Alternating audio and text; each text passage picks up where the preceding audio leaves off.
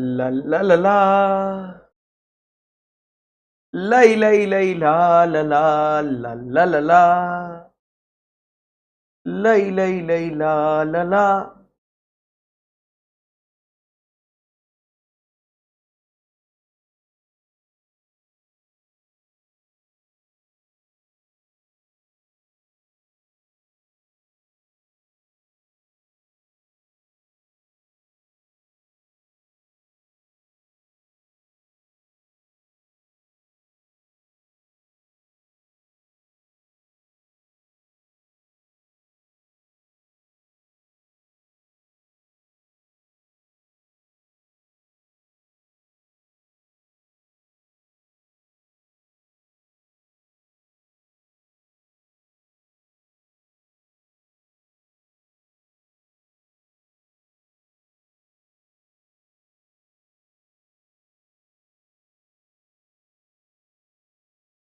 Hello मेरे प्यारे विद्यार्थियों, कैसे हैं आप लोग? होप आप सब बढ़िया होंगे बच्चों। मैं भी एकदम बढ़िया हूं। सारे बच्चे एक बार कंफर्म कर देंगे, क्या आप सभी को गुरप्रीत सर की आवाज क्लियर आ रही है या नहीं आ रही है दोस्तों?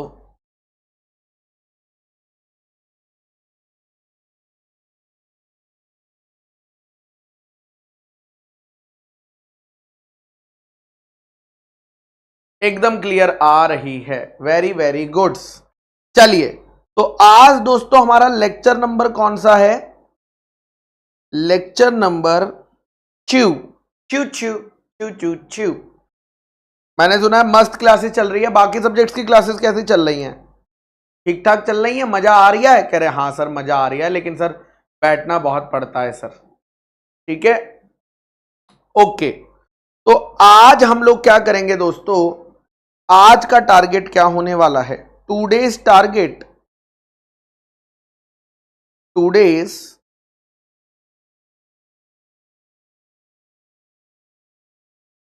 टूडेज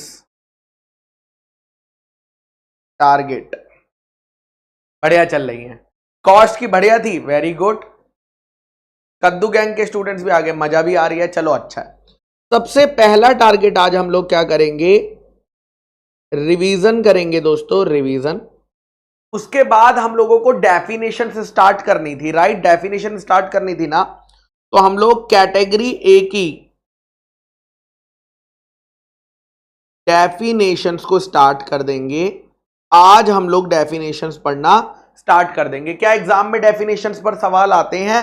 हाँ, डायरेक्ट सवाल नहीं आता है, केस स्टडी क्वेश्चंस आते हैं, केस स्टडी क्वेश्चन। ठीक है सर, मैं कट रहा हूं क्या स्क्रीन से? हाँ सर, आप स्क्रीन से ना कट रहे हो। अरे बेटा क्या बताऊं, मेरा तो बहुत कटा है जिंदगी में, छोड़ो। थोड़ा सा इधर हो जाता हूं, फिर मुझे लगता है मैं ठीक आऊंगा। चलिए दोस्तों, तो सबसे पहले हमने लास्ट क्लास में, लास्ट से सबसे जब पहला लेक्चर हुआ था, तो मैंने आपको सिखाया था लॉ क्या होता है ना?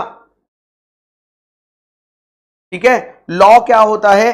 रूल्स और regulation created by parliament and state legislature को लॉ कहते हैं। लॉ की जरूरत क्यों पड़ती है? प्रॉब्लम को सॉल्व करने के लिए पड़ती है। लॉ कैसे बनाया जाता है दोस्तों? पार्लियामेंट में पास करके, प्रेसिडेंट से अप्रूवल लेकर, ऑफिशियल गैजेट में पब्लिश करके लॉ बनाया जाता है। लॉ बनाने की पावर कहां से आती है? कॉन्स्टिट्यूशन ऑफ इंडिया से आती है। कॉन्स्टिट्यूशन ऑफ इंडिया से आती है। इंडिया के अंदर कौन लॉ बना सकता है? दो लोग लॉ बना सकते हैं, एक पार्लियामेंट और एक स्टेट लेजिस्लेचर। क्या लॉ और एक्ट के अंदर डिफरेंस होता है? Yes, act is a part of law. Act एक छोटा सा पार्ट होता है लॉ का। लॉ के अंदर एक्ट भी आता है, रूल्स भी आते हैं, अमेंडमेंट्स भी आती हैं, और आपके केस स्टडीज जैसे केस लॉज भी आते हैं। उसके बाद दोस्तों मैं आपको डेफिनेशंस पर ले जाना चाहता था, करेक्ट? लेकिन डेफिनेशंस पर ले जाने से पहले कंपनीज एक्ट के बारे में, कल हमने कंपनीज एक्ट खोल के देखा था, करेक्ट? कंपनीज एक्ट 2013 मैंने आपको एक्ट खोल के दिखाया था दोस्तों। उसमें कितने चैप्टर्स थे? 29 चैप्टर्स थे, 470 सेक्शंस थे और 7 शेड्यूल्स थे। 7 शेड्यूल्स थे। हमारे सिलेबस में कौन से हैं? इंटर में हमें क्या पढ़ना था? 1 से लेकर 10 तक और 22 चैप्टर 1 से लेकर 10 तक पढ़ेंगे और चैप्टर नंबर 22 पढ़ेंगे। टोटल 11 चैप्टर्स हमें कंपनी लॉ के पढ़ने हैं, कंपनीज एक्ट के। ठीक है। उसके बाद मैंने आपको बताया था सेक्शन के अंदर सबसेक्शन होता है, सबसेक्शन के अंदर क्लॉज होता है, क्लॉज के अंदर सब क्लॉज होता है। यस और नो? यस सर, बताया था। अब दोस्तों फिर हमने डेफिनेशंस के बारे में थोड़ी सी चर्चा करी थी। डेफिनेशंस में मैंने आपको यह बताया था कि डेफिनेशन दो तरीके की होती है। एक होती है एग्जॉस्टिव डेफिनेशन और एक होती है inclusive definition. Right? Exhaustive definition और इंक्लूसिव डेफिनेशन। एग्जॉस्टिव डेफिनेशन की जब मैं बात करता हूं तो वो किससे स्टार्ट होती है? मीन्स से। और जब मैं इंक्लूसिव डेफिनेशन की बात करता हूं तो वो स्टार्ट होती है इंक्लूड से। मीन्स से अगर कोई डेफिनेशन स्टार्ट हो रही है उसका मतलब है बस उस डेफिनेशन में उतना ही कवर किया जाएगा, उसके अलावा कुछ और डेफिनेशन में नहीं आएगा। जहां पर इंक्लूड्स लिखा होता है वहां पर क्या होता है? इंक्लूसिव डेफिनेशन होती है कि ये तो कवर है ही है, इसके अलावा बाकी चीजें भी कवर हो सकती हैं। तो आज हम दो डेफिनेशन पढ़ेंगे दोस्तों स्टार्टिंग से। पहले मैं आपको पढ़ाऊंगा कैटेगरी में, ए में कंपनी की डेफिनेशन पढ़ेंगे दोस्तों, और एक और टॉपिक है जिसका नाम है बॉडी कॉर्पोरेट। ठीक है। यहां पर कंपनी के आगे लिखा हुआ है 2 ब्रैकेट 20, तो इसको कैसे पढ़ूंगा मैं? सेक्शन 2 सबसेक्शन 20 पढ़ूं या सेक्शन 2 क्लॉज 20 पढ़ूं? एक बार बता दो बस मुझे। कंपनी की डेफिनेशन सेक्शन 2 सबसेक्शन 20 में दी गई है या सेक्शन 2 क्लॉज 20 में दी गई है? हाँ, कल मैंने बताया था कि डेफिनेशन वाला जो सेक्शन है, इस एक्ट का जो डेफिनेशन वाला सेक्शन है, उसमें सेक्शन 2 क्लॉज 20 कहा जाएगा। उसमें सेक्शन 2 क्लॉज 20। ठीक है। तो चलिए स्टार्ट करते हैं सबसे पहले डेफिनेशन ऑफ कंपनी से। डेफिनेशन ऑफ कंपनी मॉड्यूल में दी हुई है कि नहीं, आइए चेक कर लेते हैं। ठीक है, मॉड्यूल में दी हुई है या नहीं। उस सर ने कहा मैं फटाफट वापस ले लेता हूं, आरती ने भी कहा मैं फटाफट वापस ले लेती हूं, शायद जिंदगी में हमसे कोई गलती हो गई है। चलिए पेज नंबर बता देता हूं मैं आईसीआई मॉड्यूल का। आईसीआई मॉड्यूल का पेज नंबर है कंपनी की डेफिनेशन 1.9 पर दोस्तों, 1.9 पर। ठीक है, पेज नंबर 1.9 सेक्शन 2 क्लॉज 20। ठीक है, कंपनी की डेफिनेशन क्या दी है मेरे साथ पढ़ेंगे। Company means a company, company means a company incorporated under this act. This act का मतलब कौन से एक्ट की बात हो रही है? कंपनीज एक्ट 2013 की बात हो रही है। और अंडर एनी प्रीवियस, प्रीवियस का मतलब होता है पिछला, पुराना, कोई पुराना इंडिया का कंपनी लो, कोई पुराना कंपनी का, है ना। तो यहां पर कंपनीज एक्ट 2013 से पहले कंपनीज एक्ट 1956 हुआ करता था, उससे पहले भी कंपनीज एक्ट हुआ करते थे। ठीक है, अब हम लोग एग्जाम्पल लेंगे और इसे समझने की कोशिश करेंगे। डेफिनेशन में लिखा है कंपनी का, कंपनी मीन्स, इंपॉर्टेंट वर्ड क्या है दोस्तों? मीन्स वेरी इंपॉर्टेंट वर्ड है इसमें। Company means a company incorporated, incorporated मतलब जो फॉर्म हुई है, फॉर्म हुई है पहला under this act. This act मतलब कंपनीज एक्ट 2013 और अंडर प्रीवियस कंपनी लॉ, और under previous company law, for example companies act 1956। अब दोस्तों यहां पर अगर आप ध्यान से देखोगे तो एक वर्ड लिखा हुआ है मीन्स, तो ये एग्जॉस्टिव डेफिनेशन है या इंक्लूसिव डेफिनेशन है? सर मीन्स लिखा हुआ है तो ये एक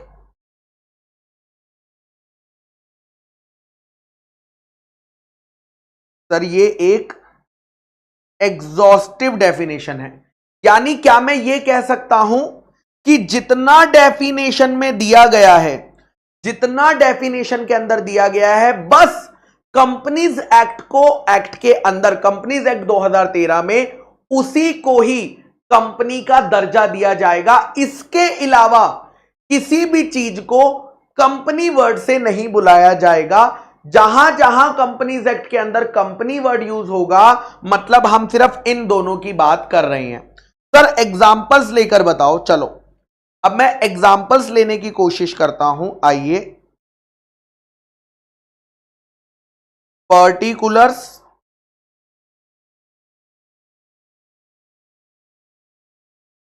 company under companies act 2013, company under companies act 2013। ठीक है, सबसे पहला एग्जांपल है, मैं इसको डुप्लीकेट भी कर सकते हैं क्या? डुप्लीकेट, चलो हाँ डुप्लीकेट भी हो जाती है भाई, एडवांस हो गई है। आइए तो सबसे पहले हम लोग एग्जांपल लेंगे कंपनी का, विश्वास सीए प्राइवेट लिमिटेड, विश्वास सीए प्राइवेट लिमिटेड। ठीक है, ये कंपनी इनकॉर्पोरेट हुई है, ये कंपनी इनकॉर्पोरेट हुई है under companies act 2013। Incorporate companies act 2013 के अंदर हुई है। इस लाइन का मतलब समझो, इस लाइन का मतलब है हमने इस कंपनी को बनाने के लिए कंपनीज एक्ट 2013 के प्रोसीजर को फॉलो किया और उसे फॉलो करने के बाद इस कंपनी का जन्म हुआ। तो सवाल आता है क्या हम इसे कंपनी मानेंगे या नहीं मानेंगे कंपनीज एक्ट के अंदर? तो द आंसर इज यस। इसका रीजन क्या है दोस्तों? क्योंकि डेफिनेशन में कवर है company incorporated under this act. Definition में क्लियरली लिखा हुआ है कोई भी कंपनी अगर इनकॉर्पोरेट होगी अंडर कंपनीज एक्ट 2013 तो हम उसे कंपनी ट्रीट करेंगे। उसके बाद second example, Reliance industries limited, Reliance industries limited, Reliance industries limited incorporate हुई है under companies act 1956। Under companies act 1956 में दोस्तों इनकॉर्पोरेशन हुआ है। क्या हम इसे कंपनी का दर्जा देंगे कंपनीज एक्ट में? द आंसर इज यस, हम इसे कंपनी का दर्जा देंगे। उसके बाद रीजन क्या है? बिकॉज ये कंपनी इनकॉर्पोरेट हुई है under previous company law, under previous company law. उसके बाद थर्ड एग्जांपल, ठीक है, थर्ड एग्जांपल है उबर इंक। उबर नाम की कंपनी है, उबर इंक, इंको इनकॉर्पोरेशन। ठीक है, जो इनकॉर्पोरेट हुई है अंडर यूएसए का कंपनीज एक्ट, जो इनकॉर्पोरेट हुई है अंडर यूएसए का कंपनीज एक्ट। तो दोस्तों क्या मैं इसे कंपनी कहूंगा या नहीं कहूंगा? क्या मैं इसे कंपनी कहूंगा या नहीं कहूंगा? तो दोस्तों ना तो ये कंपनीज एक्ट 2013 में बनी है और ना ही इंडिया के किसी पुराने कंपनीज एक्ट के अंदर बनी है। ये कंपनी हमारे कंपनीज एक्ट के अंदर नहीं बनी हुई, इसीलिए रियल लाइफ में तो ये कंपनी है, मैं मानता हूं। उबर इंक रियल लाइफ में एक कंपनी है, लेकिन कंपनीज एक्ट 2013 में जहां जहां कंपनी वर्ड यूज होगा वहां पर हम इसे कंपनी नहीं मानते। तो द आंसर इज नो। और इसका रीजन क्या देंगे हम लोग? रीजन क्या देंगे? Because not incorporated under companies act 2013 और प्रीवियस कंपनी लॉ। तो सर हम इसे कंपनीज एक्ट में क्या बुलाते हैं? अगर हम इसे कंपनी नहीं बोलते तो कंपनीज एक्ट में इसको किस नाम से बुलाया जाता है? बेटा हम एक चैप्टर नंबर 22 पढ़ने वाले हैं, मैंने आपको बताया था। चैप्टर नंबर 22 हम इसे बुलाते हैं, please soon low, company incorporated outside India. ऐसी कंपनी को हम कंपनी नहीं बोलते हैं, ऐसी कंपनी को हम बोलते हैं company incorporated outside India. Company incorporated outside India, जिसके बारे में मैं डिटेल चर्चा कब करूंगा? मैं डिटेल चर्चा कब करूंगा दोस्तों? चैप्टर नंबर 22 में। जब हम 22 यानी आपकी किताब में वो 11 है, बुक में मॉड्यूल में 11th चैप्टर है, बट कंपनीज एक्ट का चैप्टर नंबर 22 है। तो जब मैं आपको मॉड्यूल का चैप्टर 11 पढ़ाऊंगा, पूरा चैप्टर ही इस बारे में हम लोग बात करेंगे, क्लियर है सभी को? Yes sir. आगे चल सकता हूं थोड़ा सा और? अभी एग्जांपल्स खत्म नहीं हुए, थोड़ा सा एडवांस एग्जांपल ले लूं क्या? आप लोग बुरा तो नहीं मानोगे? थोड़ा सा एडवांस एग्जांपल लेना चाहता हूं, अगर आप लोग बुरा नहीं मानोगे तो बताओ। यस सर, ले लीजिए सर, हम लोग रेडी हैं, पक्का? ओके, तो यहां पर कितने एग्जांपल ले लिए थे? 3rd। 4th एग्जांपल दोस्तों, लाइफ इंश्योरेंस कॉरपोरेशन, जिसे हम प्यार से LIC के नाम से बुलाते हैं, जिसका जन्म इनकॉर्पोरेशन हुआ है, incorporated under LIC act 1956। Life insurance corporation का जो जन्म हुआ है ना दोस्तों, लाइफ इंश्योरेंस कॉरपोरेशन का जन्म, उसका एक स्पेशल एक्ट है दोस्तों, उस एक्ट से इसका जन्म हुआ है। तो सवाल आता है, क्या हम इसे कंपनीज एक्ट में कंपनी मानेंगे या नहीं मानेंगे? क्या LIC कंपनीज एक्ट की डेफिनेशन, एग्जॉस्टिव डेफिनेशन है? क्या हम इसे कंपनी मानेंगे या नहीं? तो आप बताइए, यस लिखूं या नो लिखूं? ये बड़ा प्यारा सवाल लगता है मुझे। तो दोस्तों, क्योंकि LIC ना तो कंपनीज एक्ट 2013 के अंदर बनी है, ना तो LIC किसी पुराने कंपनीज एक्ट के, उसका तो खुद का एक्ट है ना, LIC का खुद का एक एक्ट है, जिस एक्ट से उसका जन्म हुआ है। सो हम इसे कंपनीज एक्ट, एक बच्चा कहेगा नहीं सर हमने तो बचपन से सीखा है LIC एक कंपनी है। मैं ये नहीं कह रहा LIC कंपनी नहीं है, मैं बस ये कहना चाहता हूं कि LIC को कंपनीज एक्ट 2013 के अंदर कंपनी की डेफिनेशन में इंक्लूड नहीं करा गया है, बस इतना कहना चाहता हूं, ठीक है? तो यहां पर आंसर आएगा नो, जिसका रीजन क्या होगा दोस्तों? Because it is not incorporated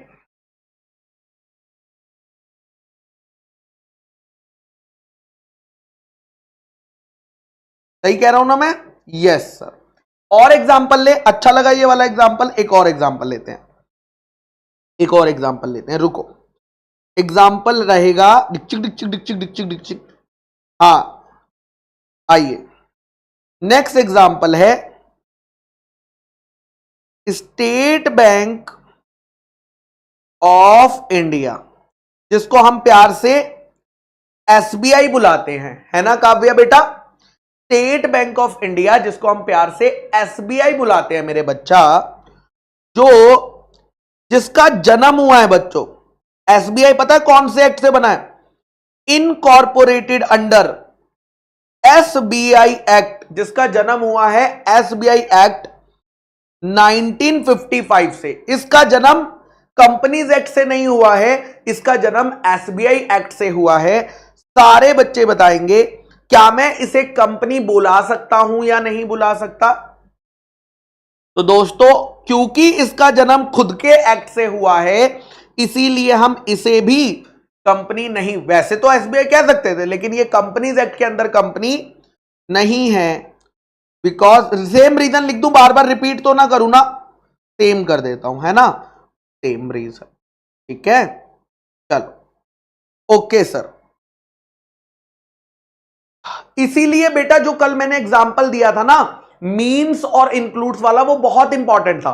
because means में सिर्फ वही कवर होता है जो डेफिनेशन में दिया गया है। ओके सर, आइए सिक्स्थ एग्जांपल। आपने एक और बैंक का नाम सुना होगा, Kotak Mahindra bank limited incorporated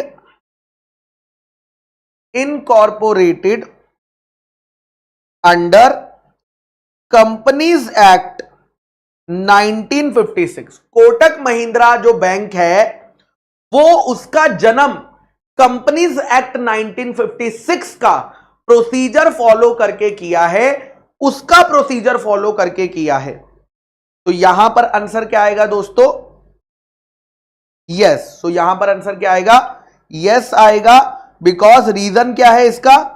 because it is incorporated under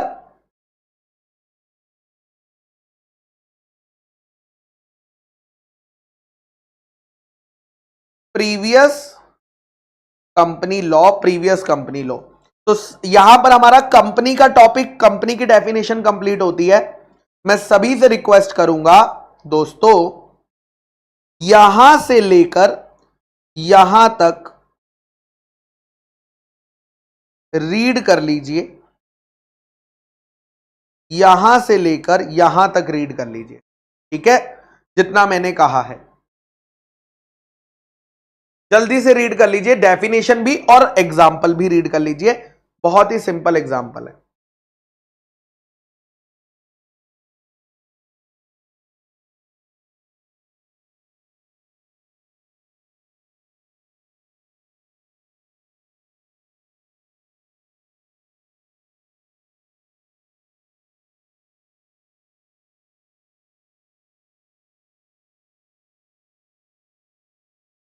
done है दोस्तों, पहला टॉपिक कंप्लीट हो गया। सिंपल टॉपिक था, एक ही लाइन की डेफिनेशन थी, बट एटलीस्ट आपको यह पता चल गया। कई लोग आपको आज भी बताएंगे, जो लोग लॉ पढ़ चुके हैं, कि एलआईसी एक कंपनी है, और कंपनीज एक्ट के अंदर भी वो उसे कंपनी बताएंगे, लेकिन आपको क्लियर हो गया कि वो कंपनी नहीं होती है दोस्तों। चलो आगे चलते हैं नेक्स्ट टॉपिक पर। नेक्स्ट टॉपिक का नाम क्या था दोस्तों? नेक्स्ट टॉपिक का नाम था बॉडी कॉर्पोरेट। ठीक है, नेक्स्ट टॉपिक का नाम क्या है दोस्तों? बॉडी कॉर्पोरेट नाम था, बॉडी कॉर्पोरेट।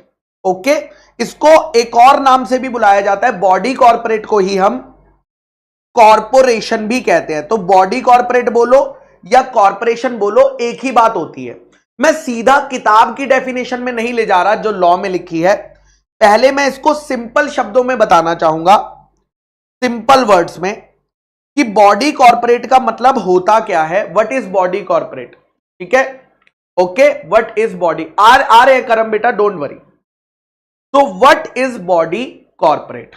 ठीक है, सिंपल शब्दों में मैं ये कहूंगा, बॉडी कॉर्पोरेट का मतलब होता है एक आर्टिफिशियल पर्सन।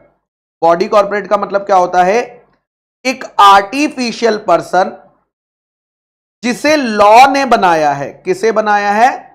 एक ऐसा पर्सन जिसे लॉ के द्वारा बनाया गया है, जिसको लॉ सेपरेट लीगल पर्सन मानता है। जिसको लॉ क्या मानता है? सेपरेट लीगल पर्सन मानता है, जो जिसके पास परपेचुअल सक्सेशन होती है, जिसके पास परपेचुअल सक्सेशन होती है, जो पर्सन अपने नाम पर प्रॉपर्टी खरीद सकता है, प्रॉपर्टी परचेज कर सकता है, सेल कर सकता है, जो अपने नाम पर केस फाइल कर सकता है, लोग उसके नाम पर भी केस फाइल कर सकते हैं। तो बॉडी कॉर्पोरेट क्या होता है दोस्तों? बॉडी कॉर्पोरेट वो पर्सन होता है जो कि नेचुरली नहीं, आर्टिफिशियल है, जिसे लॉ ने बनाया है, जिसे किसी कानून ने बनाया है, जो कि लॉ की नजरों में एक सेपरेट लीगल पर्सन माना जाता है, जो कि जिसके पास परपेचुअल सक्सेशन होती है और जो अपने नाम पर प्रॉपर्टी। कहीं पर सुने हुए लग रहे हैं क्या? मैंने जितनी भी बातें लिखी हैं, क्या ये बातें कहीं पर पढ़ी हुई लग रही हैं?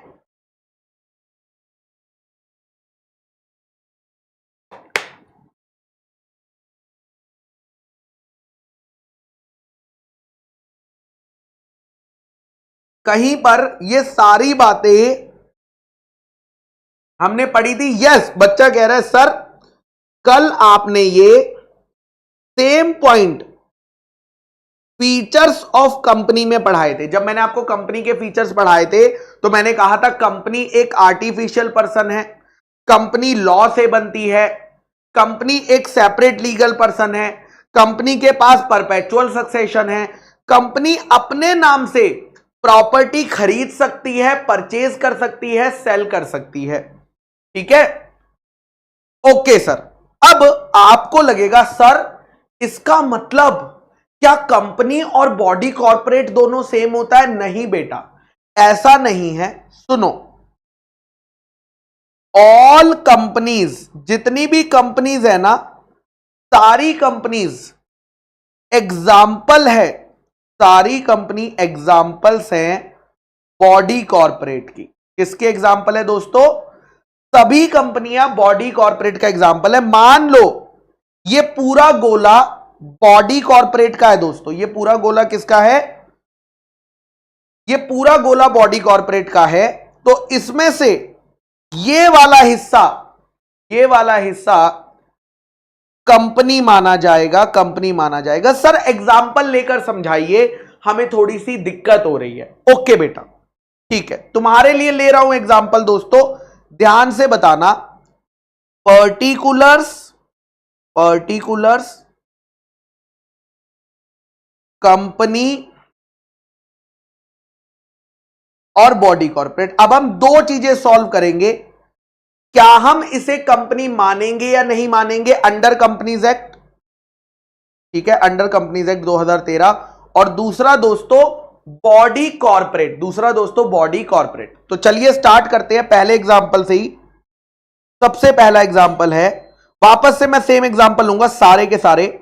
विश्वास सीए प्राइवेट लिमिटेड जो किसमें बनी थी? इनकॉर्पोरेट हुई थी। कलर तो मैं पेन के सही यूज कर रहा हूं ना, कोई ऐसा कलर तो यूज नहीं कर रहा जो आपको देखने या पढ़ने में दिक्कत आ रही है तो बता देना, मैं चेंज कर दूंगा। Incorporated under companies act 2013। क्या ये कंपनीज एक्ट के अंदर कंपनी है? यस, थोड़ी देर पहले ही आपने बताया। बट क्या हम इसे बॉडी कॉर्पोरेट भी कह सकते हैं क्या? बिल्कुल। क्यों बॉडी कॉर्पोरेट कह सकते हैं? बिकॉज ये कंपनी भी है और ये बॉडी कॉर्पोरेट भी है।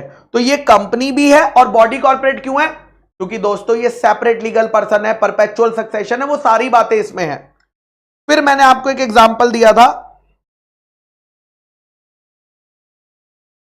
रिलायंस इंडस्ट्रीज लिमिटेड जो इनकॉर्पोरेट हुई थी, जो इनकॉर्पोरेट हुई थी अंडर कंपनीज एक्ट 1956। तो आपने कहा था ये क्या है दोस्तों? कंपनी भी है और ये बॉडी कॉर्पोरेट भी है। बिकॉज सभी कंपनियां बॉडी कॉर्पोरेट है क्योंकि सभी लॉ से बनी है, सेपरेट लीगल पर्सन है, परपेचुअल सक्सेशन है। Okay sir. Third point, third point, डिक्चिक डिक्चिक डिक्चिक डिक्चिक डिक्चिक डिक्चिक। थर्ड कौन सा लिया था हमने? Uber Inc. Uber Inc incorporate हुई थी, उबर इंक इनकॉर्पोरेट हुई थी अंडर यूएसए का कंपनीज एक्ट, यूएसए का कंपनीज एक्ट। तो यहां पर दोस्तों अब बताइए, आपने कहा था सर क्योंकि ये कंपनीज एक्ट 2013 में भी नहीं बनी और पुराने कंपनीज एक्ट में भी नहीं बनी, तो ये कंपनी नहीं है, ये कंपनी नहीं है। बट क्या ये बॉडी कॉर्पोरेट है क्या? बट क्या ये बॉडी कॉर्पोरेट है क्या? यस, क्योंकि ये किसी एक्ट के अंदर बनी है, किसी लॉ के अंदर बनी है, परपेचुअल सक्सेशन भी है इसके पास, सब कुछ है, तो ये बॉडी कॉर्पोरेट है। सो जितनी भी इंडिया की कंपनी हो गई और जितनी भी बाहर की कंपनीज हो गई, सभी क्या है दोस्तों? बॉडी कॉर्पोरेट है। आगे लेकर चलता हूं एग्जांपल को।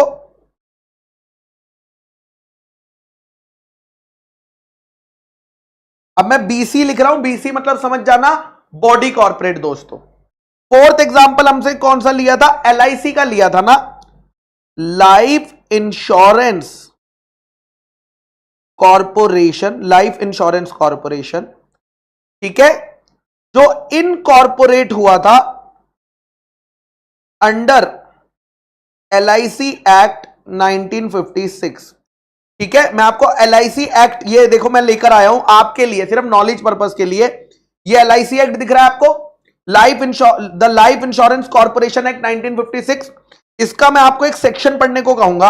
ये देखो, ये रहा हाईलाइटेड, ये वाला बस सेक्शन पढ़ लेना जो मैं हाईलाइट कर रहा हूं, ठीक है। जितना मैंने हाईलाइट करा है ना, बस उतना पार्ट पढ़ लो दोस्तों, बस उतना पार्ट एलआईसी एक्ट का, आपका आंसर एकदम क्लियर हो जाएगा, सारे बच्चे पढ़ेंगे।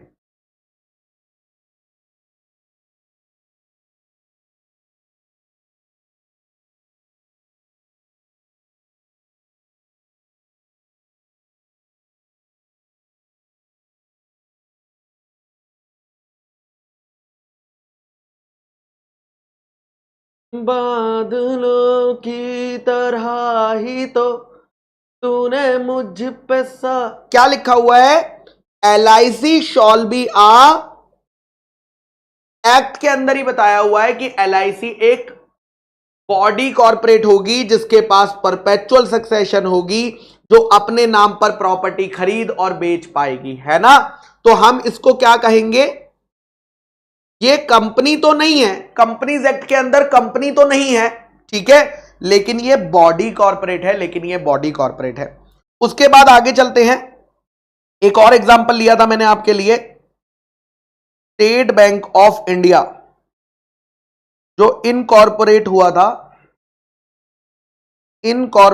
था अंडर एसबीआई एक्ट 1955।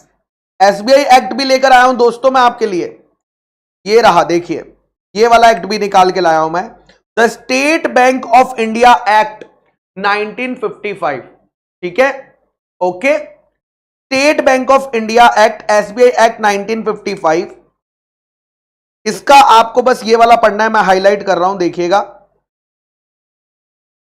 मैं हाईलाइट कर रहा हूं, बस उतना पढ़ लेना।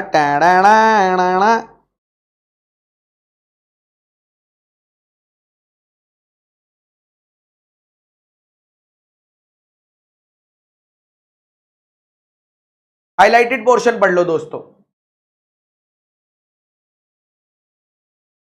हाईलाइटेड पोर्शन पढ़ लो।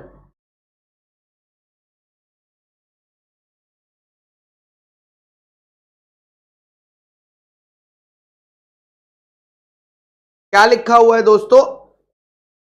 पढ़ो पढ़ो।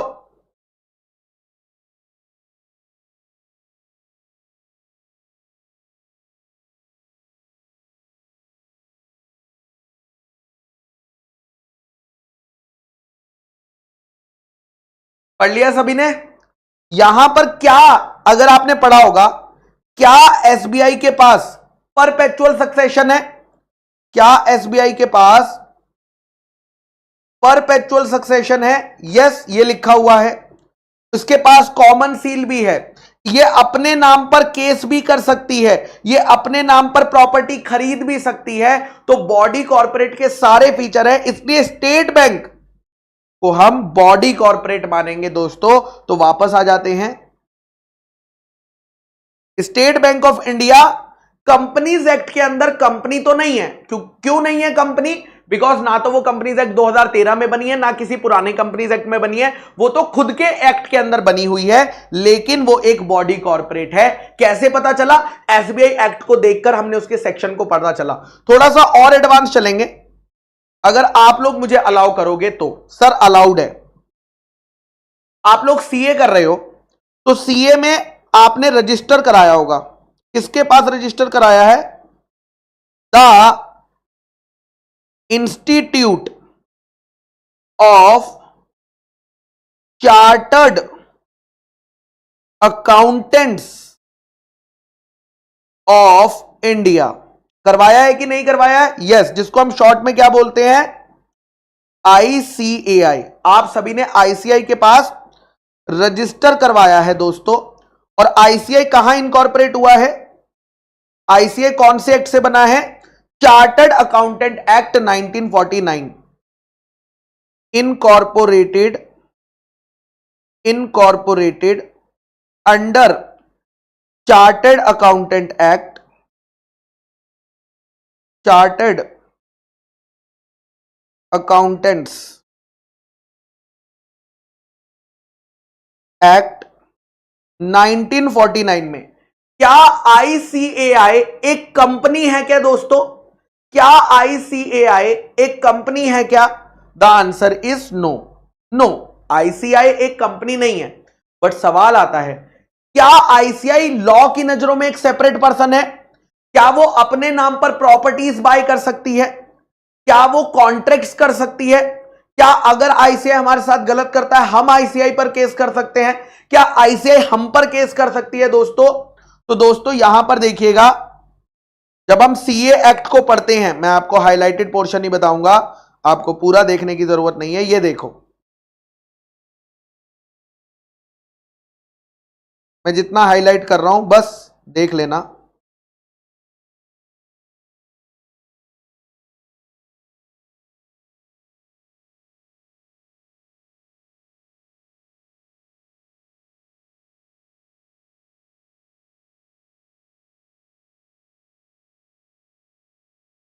ये देखिए दोस्तों, हाईलाइटेड पोर्शन को रीड करिए, यहां से लेकर यहां तक।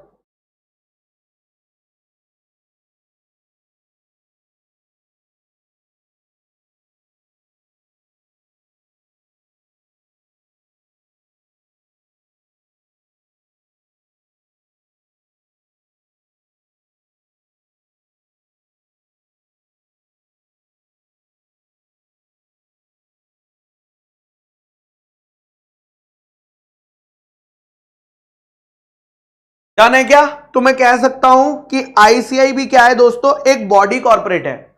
मतलब हमने जो कंपनी के फीचर्स पढ़े थे, परपेचुअल सक्सेशन, है ना, perpetual succession, separate legal entity, क्या वो फीचर सिर्फ कंपनी के ही थे? ठीक है, ओके। क्या वो फीचर्स सिर्फ कंपनी के ही थे क्या? The answer is no. वो फीचर्स कंपनी के पास क्यों हैं? क्योंकि बेटा कंपनी एक बॉडी कॉर्पोरेट है। सर कंपनी एक बॉडी कॉर्पोरेट है, ये हमें कैसे पता चलेगा? बात तो सही है दोस्तों, आपने सबने बताया कि कंपनी एक बॉडी कॉर्पोरेट है, लेकिन हमें कैसे पता चलेगा? Very good question. तो दोस्तों देखो, यहां पर ये मैंने आपके सामने कंपनीज एक्ट खोला है। कंपनीज एक्ट, जब मैं कंपनीज एक्ट का सेक्शन 9 पढ़ता हूं, कौन सा सेक्शन पढ़ता हूं? Section number 9। कहां गया भाई सेक्शन नंबर 9? डिक्चिक डिक्चिक डिक्चिक डिक्चिक डिक्चिक डिक्चिक, कहां चला गया सेक्शन नंबर 9? ये रहा।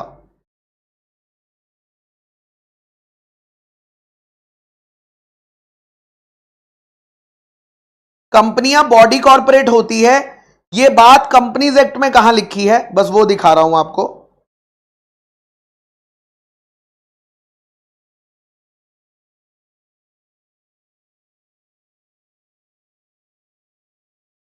ये देखिए, सेक्शन 9 के अंदर लिखा हुआ है कि कंपनीज एक्ट 2013 के अंदर जितनी भी कंपनियां बनती है ना, वो सारी की सारी कंपनियां बॉडी कॉर्पोरेट होंगी, उनके पास परपेचुअल सक्सेशन होंगी, उनके पास पावर होगी प्रॉपर्टी को खरीदने की, बेचने की। केस फाइल करने की अपने नाम पर। तो इसीलिए हम कंपनीज को बॉडी कॉर्पोरेट कह रहे हैं दोस्तों, कंपनीज को बॉडी कॉर्पोरेट कह रहे हैं। क्या सभी को क्लियर हो गया कंपनी और बॉडी कॉर्पोरेट का डिफरेंस? क्या मैं ये कह सकता हूं body corporate is a wider term, body corporate एक वाइडर टर्म है और कंपनी एक is a narrow term, company is a narrow term.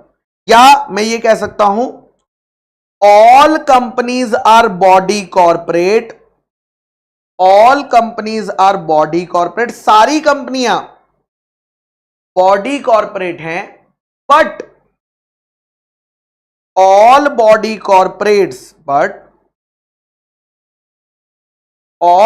Corporates are not companies. ठीक है, क्या मैं ये कह सकता हूं? बिल्कुल कह सकता हूं सर। उसके बाद दोस्तों, यानी अब अभी तक मैंने आपको डेफिनेशन नहीं पढ़ाई है बॉडी कॉर्पोरेट की, डेफिनेशन अब हम पढ़ेंगे दोस्तों। कहां पर दी हुई है? मॉड्यूल में दी हुई है, सेक्शन 2 क्लॉज 11, ये रही। आइए, अब टाइम आ गया है डेफिनेशन पढ़ने का कंपनीज एक्ट की। हम समझ चुके हैं, लेकिन डेफिनेशन हम समझने के बाद पढ़ रहे हैं। मेरे साथ पढ़ेंगे। पेज नंबर बता दूं, अगर आपके पास बुक है, पेज नंबर 1.7 दोस्तों, पेज नंबर 1.7, बॉडी कॉर्पोरेट या कॉर्पोरेशन, बॉडी कॉर्पोरेट बोलो या इनकॉर्पोरेशन बोलो, मैं लिखता चलूंगा साथ में, यहां पर बनाता चलूंगा डेफिनेशन को। सेक्शन 2 क्लॉज 11, बॉडी कॉर्पोरेट बोलो या इनकॉर्पोरेशन बोलो दोस्तों, बॉडी कॉर्पोरेट बोलो, इनकॉर्पोरेशन नहीं, सॉरी, कॉर्पोरेशन बोलो। इसका मतलब क्या दिया हुआ है? इसका मतलब दिया हुआ है इंक्लूड्स। कौन सी डेफिनेशन है दोस्तों? इंक्लूसिव डेफिनेशन है। मतलब हम जो बता रहे हैं उसके अलावा बाकी चीजें भी बॉडी कॉर्पोरेट का पार्ट बन सकती हैं। यस और नो? तो इन्होंने कहा body corporate includes a company incorporated outside India. क्या बोला? Body corporate includes a company incorporated India के बाहर जो भी कंपनी बनेगी वो बॉडी कॉर्पोरेट मानी जाएगी। फॉर एग्जाम्पल, हमने एक एग्जाम्पल भी लिया था इसका, उबर इंक जो इनकॉर्पोरेट हुई थी अंडर यूएसए का कंपनीज एक्ट, जो इनकॉर्पोरेट हुई थी अंडर यूएसए का कंपनीज एक्ट दोस्तों। तो सिर्फ लॉ के अंदर यह बोला गया कि इंडिया के बाहर जितनी भी कंपनी बन रही है ना, हम कंपनीज एक्ट के अंदर उन्हें बॉडी कॉर्पोरेट का दर्जा देंगे। लेकिन इन्होंने यह तो बताया ही नहीं कि इंडिया के अंदर की कंपनी को बॉडी कॉर्पोरेट का दर्जा देंगे या नहीं। तो वो बात उन्होंने सेक्शन 9 में क्लियर कर दी कि भैया क्योंकि ये एक इंक्लूसिव डेफिनेशन है, तो सिर्फ यही नहीं, इसके अलावा बाकी चीजें भी बॉडी कॉर्पोरेट का पार्ट बन सकती हैं, बॉडी कॉर्पोरेट बन सकती हैं।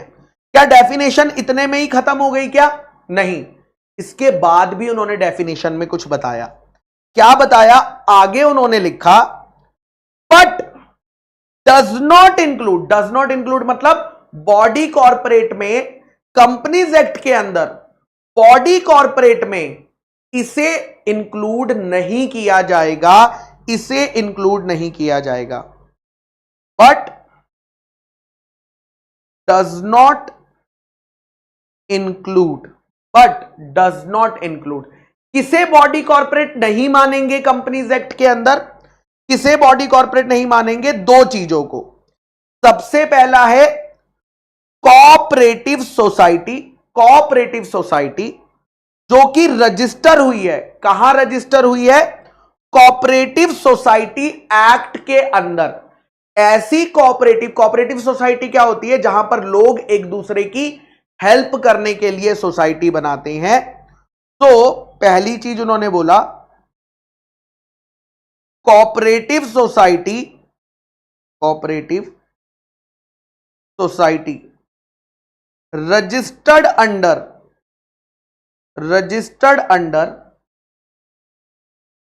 कोऑपरेटिव सोसाइटी लॉ या cooperative society act. Cooperative society law या कोऑपरेटिव सोसाइटी एक्ट, इसको हम बॉडी कॉर्पोरेट नहीं मानेंगे। क्यों बॉडी कॉर्पोरेट नहीं मानेंगे? क्योंकि उन्होंने कहा कि हम कंपनीज एक्ट के एम्बिट में कोऑपरेटिव सोसाइटी को कवर नहीं करना चाहते हैं। कोऑपरेटिव सोसाइटी के लिए एक अलग एक्ट बना हुआ है। कौन सा एक्ट बना हुआ है? आपको दिखाता हूं कौन सा एक्ट बना हुआ है।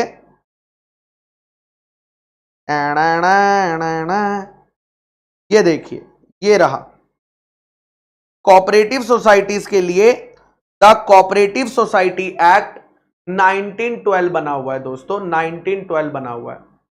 ठीक है, ओके, इसीलिए हमने उसे बाहर कर दिया। और लास्ट एक और चीज को बाहर किया गया है, एक और चीज को बाहर किया गया है। इस लाइन को आप रीड करो, ठीक है, इस लाइन को आप इंटरप्रेट करो और मुझे बताओ दोस्तों, और किसे बॉडी कॉर्पोरेट की डेफिनेशन से बाहर किया गया? कोऑपरेटिव सोसाइटी तो मैं समझ गया, लेकिन और किसे बाहर किया गया है?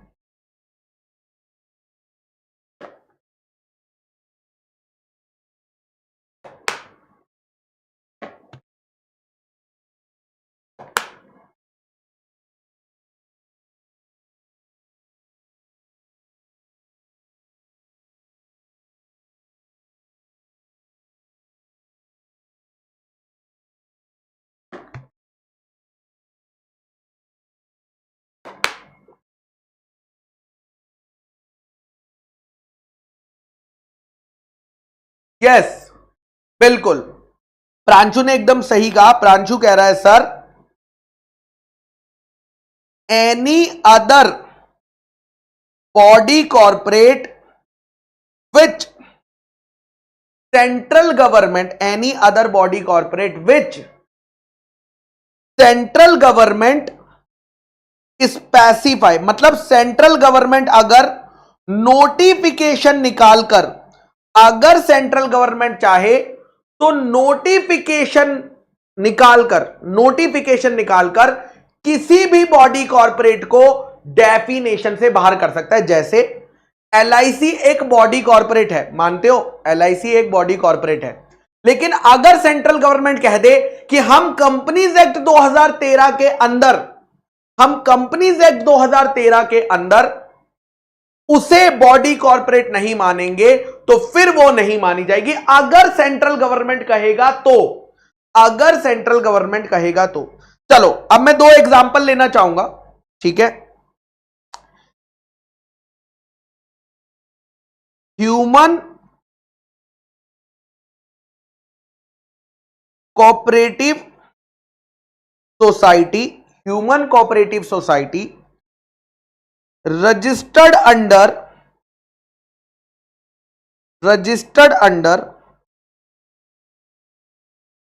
Cooperative society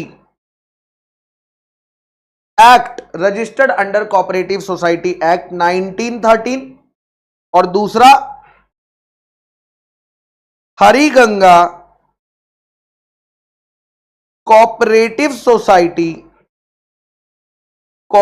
society limited registered under, या रजिस्टर्ड नहीं, इनकॉर्पोरेटेड अंडर कंपनीज एक्ट 2013। मेरा सवाल यह है दोस्तों, केस नंबर 1 और केस नंबर 2, दोनों केसेस में से किसको कंपनीज एक्ट के अंदर बॉडी कॉरपोरेट का दर्जा नहीं दिया जाएगा। इन दोनों में से हम किसको बॉडी कॉरपोरेट नहीं मानेंगे दोस्तों? दोनों में से किसको बॉडी कॉरपोरेट नहीं मानेंगे?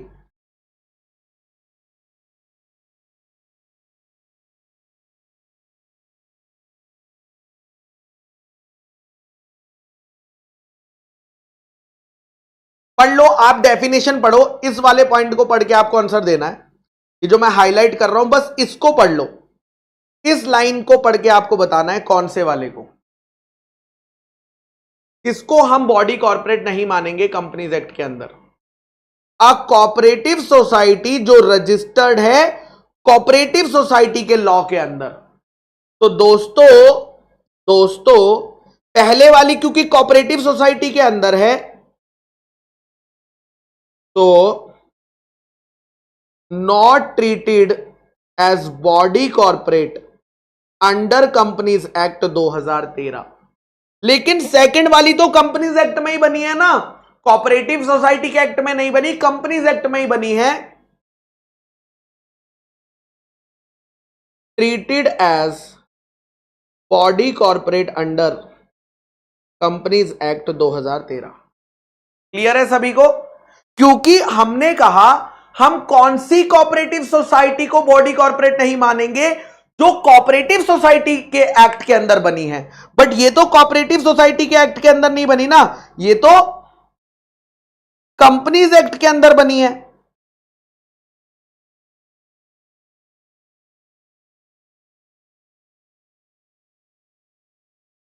ठीक है, ओके सर, डन। चलिए, तो यहां पर दोस्तों हमारी दो डेफिनेशन खत्म होती है, दो डेफिनेशन खत्म होती हैं।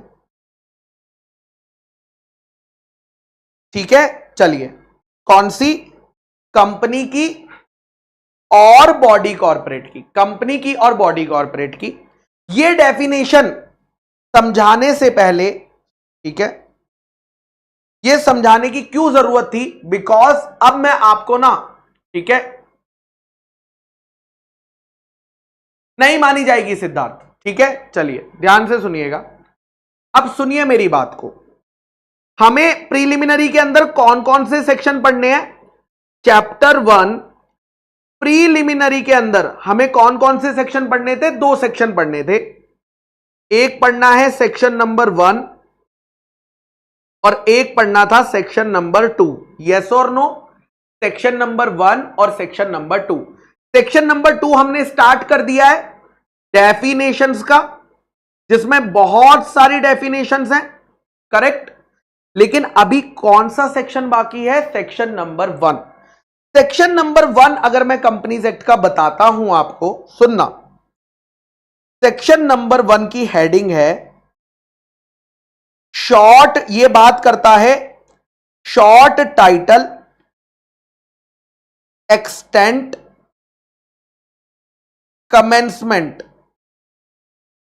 कमेंसमेंट और एप्लीकेबिलिटी।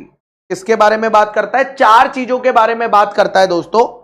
सबसे पहले यह बताता है सेक्शन 1 शॉर्ट टाइटल के बारे में। किसके बारे में बताता है? शॉर्ट टाइटल का मतलब होता है एक्ट को किस नाम से बुलाओगे, एक्ट को किस नाम से बुलाया जाएगा। तो बच्चों इस एक्ट को किस नाम से बुलाया जाता है? The companies act 2013। ये क्या है? ये एक्ट का शॉर्ट टाइटल है जिससे आप बुला सकते हो। आपसे कोई पूछे कौन सा एक्ट पढ़ रहे हो तो आप क्या कहोगे? मैं द कंपनीज एक्ट 2013 पढ़ रहा हूं, क्योंकि ये इसका शॉर्ट टाइटल है और ये कहां पर दिया हुआ है? सेक्शन 1 में ही बताया होता है कि इस एक्ट का नाम क्या है। उसके बाद नेक्स्ट आता है एक्सटेंट। मतलब ये जो एक्ट हम पढ़ने जा रहे हैं ये कहां तक लागू होगा? क्या ये सिर्फ गुजरात के स्टेट में लागू होगा? क्या ये सिर्फ महाराष्ट्र में लागू होगा? क्या ये पूरे इंडिया में लागू होगा? क्या ये पाकिस्तान में भी लगेगा? क्या ये नेपाल में भी लगेगा? तो दोस्तों सेक्शन 1 ने बताया होल ऑफ इंडिया। सेक्शन 1 ने क्या बताया? पूरे इंडिया के अंदर, पूरे इंडिया, क्या बोला? होल ऑफ इंडिया, पूरे इंडिया के अंदर कंपनीज एक्ट 2013 लागू होगा। किसी स्टेट के लिए नहीं है, पूरे इंडिया के लिए यह एक्ट लाया गया है। तीसरी चीज दोस्तों,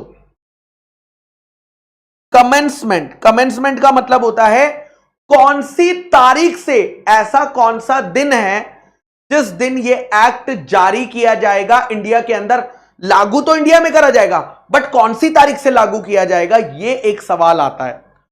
आज की तारीख में कमेंसमेंट रेलेवेंट नहीं रहा क्योंकि पूरा एक्ट लागू हो चुका है, लेकिन फिर भी लॉ के अंदर लिखा हुआ है सेंट्रल गवर्नमेंट डेट डिसाइड करेगी। सेंट्रल गवर्नमेंट क्या करेगी?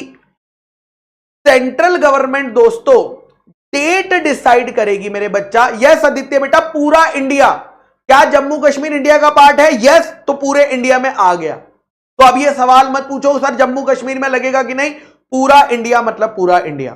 ठीक है, ओके। हां, तो हम कहां पर थे? कमेंसमेंट पे थे कि ये एक्ट कौन सी तारीख से लागू होगा। सेंट्रल गवर्नमेंट डेट डिसाइड करेगी। और पता है मजे की बात क्या है? सेंट्रल गवर्नमेंट के पास पावर है, सेंट्रल गवर्नमेंट के पास पावर है कि वो अगर चाहे तो डिफरेंट सेक्शंस, डिफरेंट डेट पर लागू कर सकती है। मतलब जब नया नया कंपनीज एक्ट आया था ना दोस्तों, तो क्या हुआ था? पुराना कंपनीज एक्ट भी था। पहले क्या चलता था? कंपनीज एक्ट 1956 चलता था। अब क्या चल रहा है? कंपनीज एक्ट 2013 चल रहा है। बीच में क्या हुआ? सेंट्रल गवर्नमेंट क्या करती थी? कुछ सेक्शन कंपनीज एक्ट के नोटिफाई करती थी और 1956 के हटा देती थी। फिर धीरे धीरे कुछ सेक्शन गवर्नमेंट ने नोटिफाई करे, फिर धीरे धीरे हटा दिए, फिर कुछ सेक्शन नोटिफाई, यानी कंपनीज एक्ट एक दिन में पूरा एक्ट नहीं आ गया था।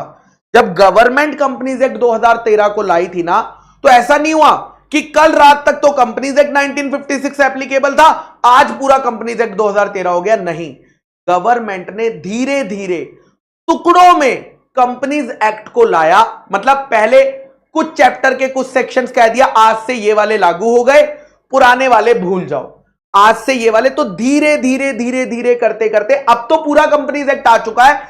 बट जब ये नया नया आया था तो फेज्ड मैनर में इसे लाया गया था दोस्तों, फेज्ड मैनर में इसे लाया गया था।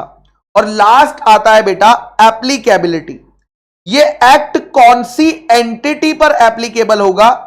ये भी रेलेवेंट नहीं था, ये भी रेलेवेंट नहीं था, ये भी। मेन जो क्वेश्चन आपके एग्जाम में बन सकता है अगर बनाया तो एप्लीकेबिलिटी पर, एप्लीकेबिलिटी ऑफ कंपनीज एक्ट, मतलब कंपनीज एक्ट किसको फॉलो करना है, तो इंपॉर्टेंट है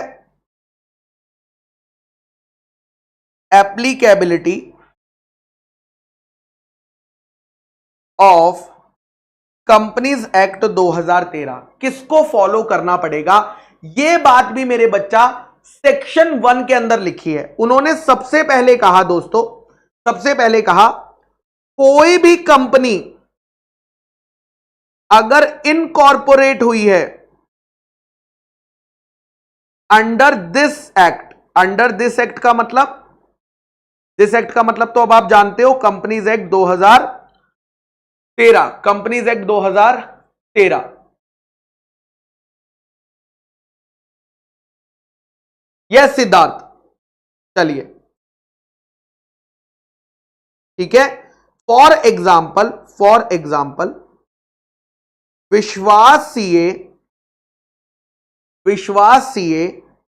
प्राइवेट लिमिटेड, विश्वास सीए प्राइवेट लिमिटेड जो है वो कंपनीज एक्ट 2013 में बनी है। तो विश्वास सीए प्राइवेट लिमिटेड आज की तारीख में कौन सा एक्ट फॉलो करती है? कंपनीज एक्ट 1956 फॉलो करती है या companies act 2013? Companies act 2013 follow करती है क्योंकि वो सेक्शन 1 में कवर क्लियरली हो गई। उसके बाद दोस्तों सेकंड, सेकंड, कोई भी कंपनी जिसका इनकॉर्पोरेशन हुआ है under previous company law, for example Reliance industries limited जो बनी थी कंपनीज एक्ट 1956 में। अब दोस्तों रिलायंस इंडस्ट्री बनी तो कंपनीज एक्ट 1956 में थी, लेकिन 2024 में ये कंपनी कौन सा एक्ट फॉलो कर रही है दोस्तों? Companies act 1956। आज की तारीख में रिलायंस कंपनीज एक्ट 1956 फॉलो कर रही है या कंपनीज एक्ट 2013 फॉलो कर रही है? तो भले ही कंपनी पुरानी है, बट आज की तारीख में पुरानी इंडिया की सभी पुरानी कंपनीज जो अभी तक चल रही हैं, वो सभी कंपनी पर क्या लग रहा है?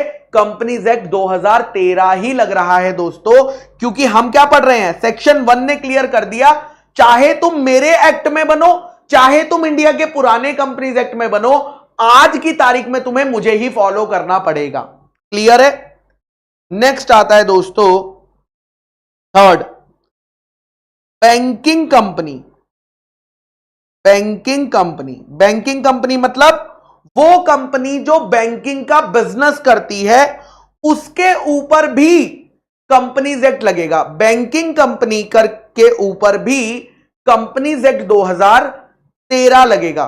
दोस्तों क्या मैं यहां पर, आप मुझे बताना, क्या मैं यहां पर एग्जाम्पल में स्टेट बैंक ऑफ इंडिया लिख सकता हूं या नहीं कि भैया एसबीआई के ऊपर कंपनीज एक्ट 2013 लगेगा? क्यों? क्योंकि बैंकिंग कंपनी कवर है, क्योंकि बैंकिंग कंपनी कवर हो गई, इसीलिए। कितने बच्चों को लगता है कि हां सर आप लिख सकते हो? लिख दो, स्टेट बैंक ऑफ इंडिया एक बैंकिंग कंपनी है।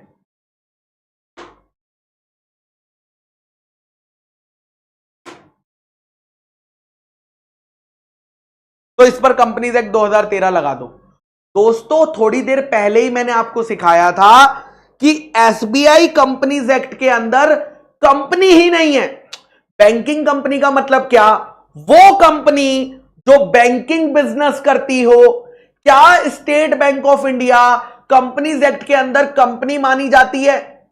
क्या स्टेट बैंक ऑफ इंडिया को कंपनी माना गया है? क्या मैं मानता हूं एसबीआई बैंकिंग बिजनेस में है, मैं मान रहा हूं, बट क्या वो दोनों चीजें होनी चाहिए ना? बैंकिंग में भी होनी चाहिए और कंपनीज एक्ट के अंदर कंपनी भी होनी चाहिए। ठीक है, तो दोस्तों for example, yes Bhumi, for example में मैं लिखूंगा कोटक महिंद्रा बैंक लिमिटेड, जो किसमें बना है? कंपनीज एक्ट 1956 में बना है। ठीक है, तो कोई भी बैंकिंग कंपनी होगी ना दोस्तों, बैंकिंग कंपनी, अब ये बैंकिंग कंपनी का फंडा समझो। कोटक बैंक को मैं एग्जांपल में क्यों लिख पाया? बिकॉज ये जो कोटक महिंद्रा बैंक है ना दोस्तों, ये जो कोटक महिंद्रा बैंक है ना, इसे फॉर्म करने के लिए जब हमें इसे बनाना था, तो हमने क्या किया? कंपनीज एक्ट 1956 का प्रोसीजर, क्योंकि ये पुराना बैंक है, तो कंपनीज एक्ट 1956 का प्रोसीजर फॉलो करके इसका जन्म किया था, इसीलिए हमने इसे कंपनी का दर्जा दिया है। ठीक है, ओके सर। अब प्रॉब्लम आ जाती है दोस्तों, प्रॉब्लम पता क्या आती है? कोटक महिंद्रा बैंक जो है, कोटक महिंद्रा बैंक जो है, उसे कंपनीज एक्ट भी फॉलो करना पड़ता है, उसे कंपनीज एक्ट भी फॉलो करना पड़ता है। ठीक है, और क्योंकि वो एक बैंक है, बैंक के ऊपर लगता है ब्रा, बैंकिंग रेगुलेशन एक्ट। बैंक के ऊपर क्या लगता है दोस्तों? बैंकिंग रेगुलेशन एक्ट भी लगता है। यानी कोटक महिंद्रा कंपनीज एक्ट भी फॉलो करता है और बैंकिंग रेगुलेशन एक्ट भी फॉलो करता है। लेकिन सवाल आता है, अगर कंपनीज एक्ट और बैंकिंग रेगुलेशन एक्ट में इनकंसिस्टेंसी आ जाती है। क्या आ जाती है? इनकंसिस्टेंसी, मतलब दोनों अलग अलग बातें करते हैं। सर एक एग्जांपल देकर बताओ ना। बिल्कुल, देखो मैंने कल आपको बताया था कि कंपनीज एक्ट के अंदर शेड्यूल 3 में बैलेंस शीट और P&L का फॉर्मेट दिया है। बताया था कि नहीं बताया था? यस। तो कंपनी को क्या बोला गया है कि कंपनी तुम जब अपनी बैलेंस शीट बनाओगी, अपना प्रॉफिट एंड लॉस बनाओगी, तो शेड्यूल 3 में दिए गए फॉर्मेट को बना लेना, ठीक है। लेकिन बैंकिंग रेगुलेशन एक्ट के अंदर भी एक शेड्यूल दिया हुआ है। उस शेड्यूल के अंदर भी बैलेंस शीट का फॉर्मेट भी दिया हुआ है और P&L का फॉर्मेट भी दिया हुआ है। अब बेचारा कोटक महिंद्रा बैंक लिमिटेड परेशान है। क्यों परेशान है? कह रहा यार मुझे तो दोनों एक्ट फॉलो करने हैं। अब मैं अपनी बैलेंस शीट कौन से फॉर्मेट के हिसाब से बनाऊं? कंपनीज एक्ट के फॉर्मेट के हिसाब से बनाऊं या मैं बैंकिंग रेगुलेशन के एक्ट के हिसाब से बनाऊं? तो दोस्तों मुझे बताओ, बैंक कंपनीज एक्ट तो सभी कंपनी के लिए है, कंपनीज एक्ट तो सभी कंपनीज के लिए है इंडिया की, लेकिन बैंकिंग रेगुलेशन एक्ट तो सिर्फ बैंकिंग सेक्टर को देखकर बनाया गया है ना। तो ज्यादा प्रॉपर एक्ट कौन सा है? तो इसीलिए ऐसे केसेस में दोस्तों, बैंकिंग कंपनी के केस में अगर इन दोनों में लड़ाई हो जाती है तो हम बैंकिंग रेगुलेशन एक्ट को इज्जत देंगे, हम इसको फॉलो करेंगे। क्लियर है क्या सभी को? यस सर, एकदम क्लियर है। सिमिलरली बैंकिंग कंपनी के बाद आता है इंश्योरेंस कंपनी। नेक्स्ट कंपनी आती है इंश्योरेंस कंपनी, ठीक है। इंश्योरेंस कंपनी पर भी कंपनीज एक्ट 2013 लगता है, कंपनीज एक्ट 2013 लगता है, ठीक है। अब बच्चों, क्या मैं इंश्योरेंस कंपनी के एग्जाम्पल में लाइफ इंश्योरेंस कॉर्पोरेशन लिख सकता हूं या नहीं? आप मुझे बता दो, क्या मैं यहां पर एग्जाम्पल में लाइफ इंश्योरेंस कॉर्पोरेशन का एग्जाम्पल लिख सकता हूं या नहीं?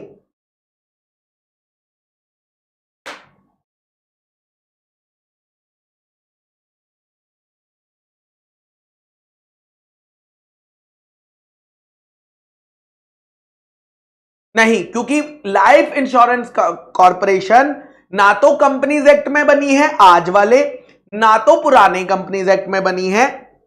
तो यहां पर कौन सा लिखूंगा दोस्तों? यहां पर लिखूंगा general insurance limited incorporated under companies act 1956, ठीक है। अब यहां पर भी दोस्तों एक प्रॉब्लम है। क्या प्रॉब्लम है? ये जो इंश्योरेंस कंपनियां होती है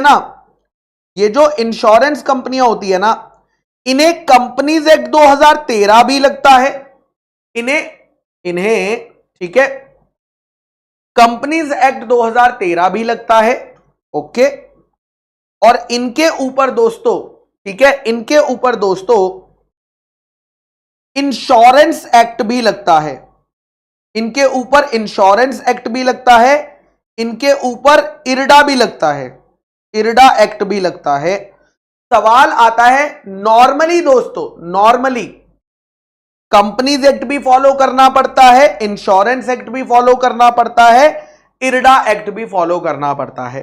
लेकिन अगर कंपनीज एक्ट और इंश्योरेंस एक्ट, कंपनीज एक्ट और इंश्योरेंस एक्ट की लड़ाई हो जाती है, ठीक है, ओके, कंपनीज एक्ट और इंश्योरेंस एक्ट की लड़ाई हो जाती है दोस्तों, लड़ाई हो जाती है, ओके, तो हम किसको फॉलो करेंगे? इंश्योरेंस एक्ट को फॉलो करेंगे, है ना। अगर कंपनीज एक्ट और IRDA एक्ट की, insurance regulatory development authority act, इसकी लड़ाई हो जाती है तो भी हम स्पेशल एक्ट को फॉलो करेंगे, स्पेशल एक्ट को फॉलो करेंगे। आगे चलते हैं फिफ्थ पॉइंट क्या है दोस्तों? इंश्योरेंस कंपनी के बाद आती है electricity company, company engaged in production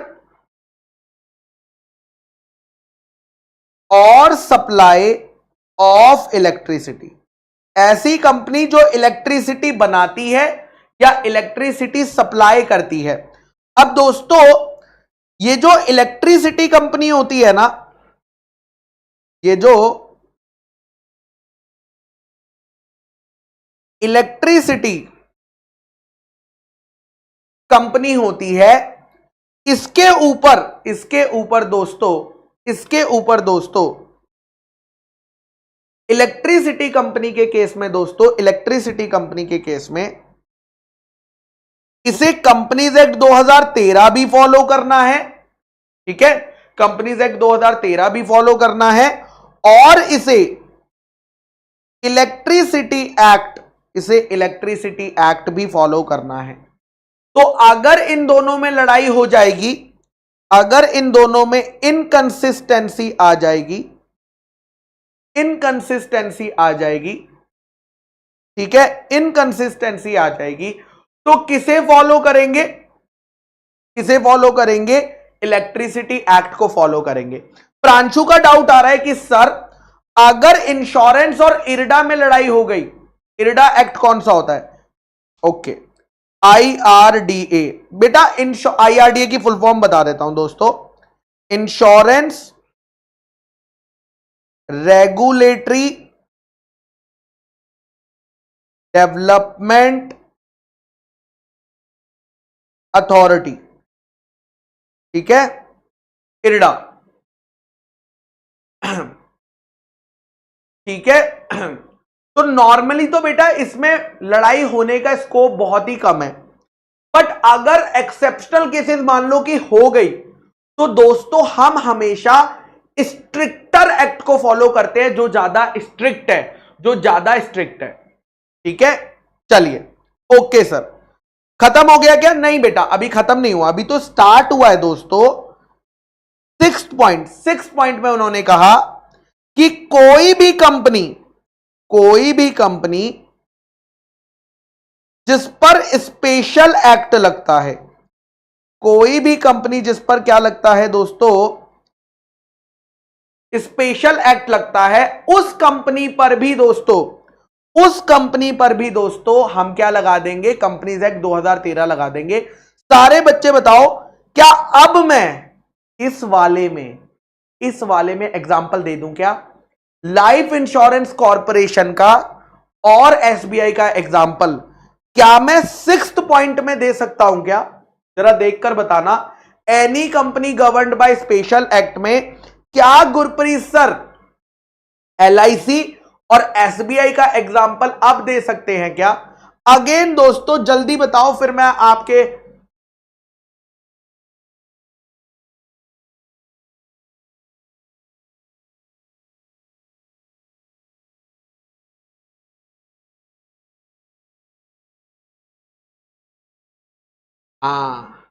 बेटा ध्यान से पढ़ो क्या लिखा है। एनी कंपनी, फिर से बॉडी कॉर्पोरेट लिखा है क्या? एनी कंपनी कितनी बार मैं बता चुका हूं, अब तो मैं बस थक गया हूं दोस्तों। लाइफ इंश्योरेंस कॉर्पोरेशन, आपने ही तो मुझे बताया था दोस्तों, लाइफ इंश्योरेंस कॉर्पोरेशन कंपनी की डेफिनेशन में फॉल नहीं करता। State bank of India companies act की कंपनी की डेफिनेशन में फॉल नहीं करता, ये आप ही ने तो बताया है। ये देखो ना, एनी कंपनी, तो कैसे दे दूं मैं उसका एग्जांपल जब वो कंपनी की डेफिनेशन में फॉल ही नहीं करता? ठीक है, तो सर यहां पे फिर कौन सा एग्जांपल आएगा? सर यहां पर फिर कौन सा एग्जांपल आएगा? आइए एक एग्जांपल लेते हैं इस वाले पॉइंट का। फॉर एग्जांपल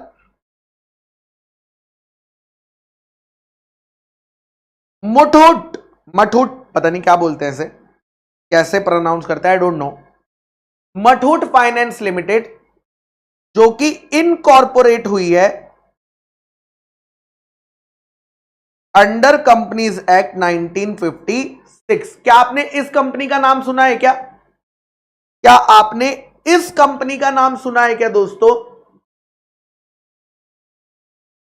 ये टीवी पर ऐड आता है कई बारी। ये लोग क्या करते हैं, ये कंपनी दोस्तों गोल्ड लोन देती है। क्या देती है दोस्तों? को गोल्ड के बदले लोन देती है, ये कंपनी का ये काम है। ऐसी कंपनियों को, ये जो मुथूट फाइनेंस लिमिटेड कंपनी है या मुथूट फाइनेंस जो भी नाम है इसका, ये कंपनी दोस्तों, क्या ये एक बैंक है? हाँ, अमिताभ बच्चन सर ऐड करते हैं, बिल्कुल सही कहा। क्या दोस्तों ये एक बैंक है क्या? बताओ ना, क्या ये एक बैंक है? द आंसर इज नो, ये बैंक नहीं है। लेकिन फिर भी, यानी मैं इसे कह सकता हूं नॉन बैंक, ये बैंक नहीं है, लेकिन फिर भी लोगों को उधार देती है, फाइनेंस करती है। ऐसी कंपनियों को बोला जाता है नॉन बैंकिंग फाइनेंस कंपनी। जो कंपनियां बैंक तो नहीं है लेकिन फिर भी लोगों को लोन देती हैं, लोगों की चीजें फाइनेंस करती है, जैसे बजाज फाइनेंस लिमिटेड। ठीक है, तो ये कंपनियां बैंक नहीं है, इनके पास बैंक वाला अप्रूवल नहीं है, इन्हें शॉर्ट में हम लोग एनबीएफसी भी कहते हैं, एनबीएफसी भी कहते हैं। तो दोस्तों एनबीएफसी एनबीएफसी सारे बैंक्स का बिजनेस खा सकती है। कैसे खा सकती है मैं आपको बताता हूं। मान लो बैंक लोन दे रहा है 8% पर एनम पर, बैंक लोन दे रहा है 8% पर एनम पर, और एनबीएफसी लोन दे रही है 6% पर एनम पर। आप किससे लोन लेना पसंद करोगे दोस्तों? दोस्तों आप किससे लोन लेना पसंद करोगे? बैंक से लोन लेना पसंद करोगे या एनबीएफसी से? सर जिससे सस्ता पड़ता है। अगर जिससे सस्ता पड़ेगा आप उससे लोन लेना चालू कर दोगे तो लोग बैंक से लोन लेना बंद कर देंगे कि नहीं? लोग कहेंगे अरे यार बैंक से लोन ही देना, बैंक में सिर्फ डिपॉजिट्स हो रहे हैं, लोन कोई बैंक से ले ही नहीं रहा। क्या बैंक डूबने लग जाएंगे कि नहीं डूबने लग जाएंगे? जब लोग बैंक से लोन लेना बंद कर देंगे तो बैंक चलेंगे कैसे दोस्तों? इसीलिए क्या एनबीएफसी को कंट्रोल करना जरूरी है या नहीं है? क्या ऐसी कंपनियां जो बैंक तो नहीं है लेकिन लोगों को उधार दे रही है खुलेआम, क्या ऐसी कंपनियों को कंट्रोल करना चाहिए कि नहीं? कौन कंट्रोल करता है एनबीएफसी को? एनबीएफसी को कंट्रोल करता है रिजर्व बैंक ऑफ इंडिया, क्योंकि पूरा बैंकिंग सिस्टम, पूरा फाइनेंस सिस्टम रिजर्व बैंक के अंडर आता है। और यह पावर आरबीआई को कहां से मिलती है? आरबीआई एक्ट से मिलती है, आरबीआई एक्ट से मिलती है। तो मुथूट फाइनेंस लिमिटेड को कंपनीज एक्ट 2013 भी फॉलो करना है और साथ ही साथ आरबीआई एक्ट के अंदर जो एनबीएफसी के बारे में लॉ बनाया गया है वो भी फॉलो करना है। तो यही बात उन्होंने बोली, any company governed by special act. तो एनबीएफसी के ऊपर कंपनीज एक्ट भी लग रहा है दोस्तों। ओके, एनबीएफसी के ऊपर दोस्तों क्या लग रहा है? बिल्कुल। चलिए आगे चलते हैं, आगे चलते हैं। अब लास्ट पॉइंट आता है दोस्तों, यह है बड़ा special point. Any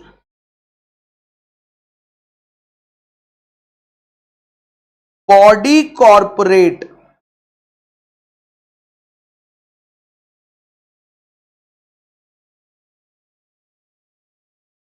which central government में स्पेसिफाई इन दी नोटिफिकेशन, इन दी नोटिफिकेशन, और आप जो एप्लीकेबिलिटी है वो भी स्पेसिफाई करी जाएगी। अब दोस्तों क्या लास्ट वाले पॉइंट में मैं एलआईसी का एग्जांपल दे सकता हूं क्या? हां, क्योंकि अब इन्होंने बॉडी कॉर्पोरेट वर्ड यूज कर दिया है। अब मैं एलआईसी का भी एग्जांपल यहां पर लिख सकता हूं, एसबीआई। लेकिन यहां पर मैंने एग्जांपल में लिख तो दिया एलआईसी, बट एलआईसी के ऊपर दोस्तों, एलआईसी के ऊपर दोस्तों एक्ट कब लगेगा? एलआईसी एक बॉडी कॉर्पोरेट है, उस पर कंपनीज एक्ट कब लगेगा? उस पर कंपनीज एक्ट 2013 कब लगेगा? जब सेंट्रल गवर्नमेंट कहेगी तब लगेगा, अदरवाइज एलआईसी को कंपनीज एक्ट लगने की जरूरत नहीं है। अदरवाइज एलआईसी को कम, यानी अगर सेंट्रल गवर्नमेंट चाहे तो नोटिफिकेशन निकालकर किसी भी बॉडी कॉर्पोरेट पर, दोस्तों किसी भी बॉडी कॉर्पोरेट पर जो कि कंपनी नहीं है, एसबीआई हो गया, एलआईसी हो गया, किसी पर भी अगर उसे लग रहा है जरूरत है तो वो उस पर क्या लगा सकती है दोस्तों, क्या लगा सकती है दोस्तों।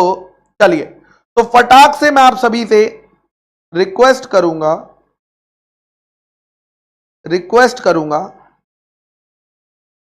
यहां से लेकर यहां तक रीड करिए। मैं पढ़ा चुका हूं पेज नंबर 1.3, यहां से लेकर यहां तक रीड करिए, यहां से लेकर यहां तक रीड करिए। कहां से? Page number 1.3। फिर मैं मुन्नी ब्रेक दे देता हूं, ठीक है। आज तो पता ही नहीं चला दोस्तों मुन्नी ब्रेक का टाइम कब निकल गया, मुझे 2 डेफिनेशन में ही आप लोगों ने मेरा टाइम निकाल दिया।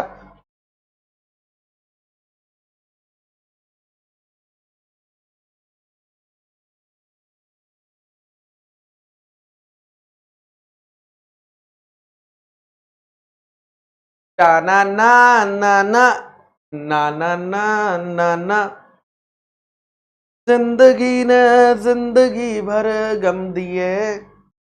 मन्नू जैन बेटा तुम प्रथा तोड़वा दोगे, तुम समझ रहे हो प्रथा टूटना कितना वो होता है हानिकारक।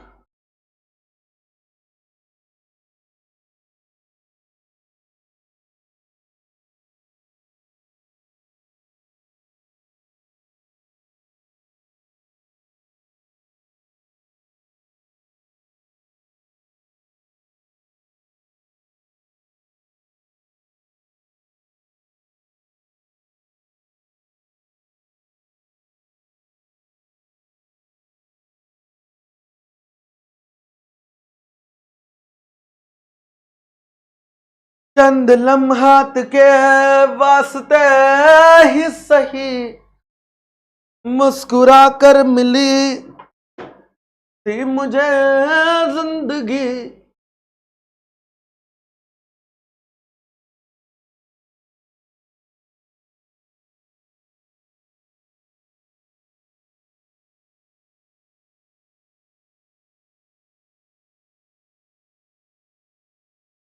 पढ़ लिया सभी ने?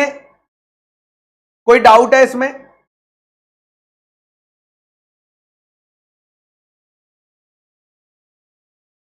यस सिद्धार्थ।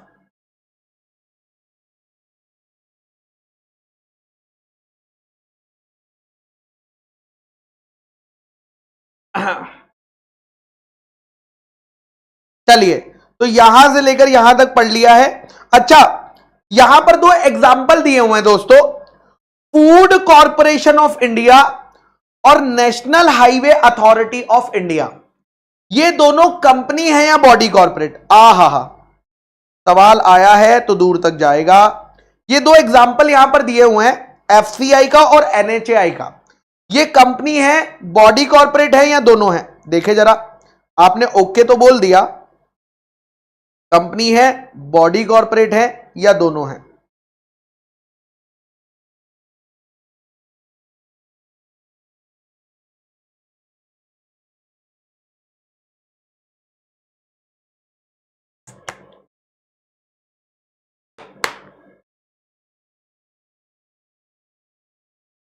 सोच लो, आप आराम से सोचो, कोई जल्दी नहीं है दोस्तों। ऐसा थोड़ी है हमें घर जाना है, पर टाइम ही टाइम है। चलिए, बहुत ही बढ़िया, सभी बच्चे सही बता रहे हैं। मैं आपको दिखा भी देता हूं आप लोगों के लिए। बस एक एक्ट है दोस्तों, ये जो एफसीआई है ना दोस्तों, मैं आपको बता देता हूं आपकी नॉलेज के लिए, ताकि आप बाद में दिक्कत ना आपको। फूड कॉरपोरेशन ऑफ इंडिया, पता है कैसे बनी है? कैसे बनी है? Food corporation of India incorporate हुई है कौन से एक्ट के अंदर, मैं बता देता हूं, अंडर फूड कॉरपोरेशन एक्ट 1964, ठीक है। अंडर फूड कॉरपोरेशन एक्ट 1964 में इसका जन्म हुआ है। फूड कॉरपोरेशन ऑफ इंडिया का जन्म ना तो कंपनीज एक्ट 2013 में हुआ है, ना तो पुराने कंपनीज एक्ट के अंदर हुआ है, इसलिए वो कंपनी तो नहीं है, लेकिन इसका जन्म फूड कॉरपोरेशन एक्ट 1964 में, ये इस चीज का एग्जाम्पल है, इसका एग्जाम्पल दिया हुआ है। ठीक है, तो ये क्या है, only BC, only body corporate. Next point आता है दोस्तों, national highway authority of India. इसका जन्म कैसे हुआ है, कौन से एक्ट के अंदर हुआ है?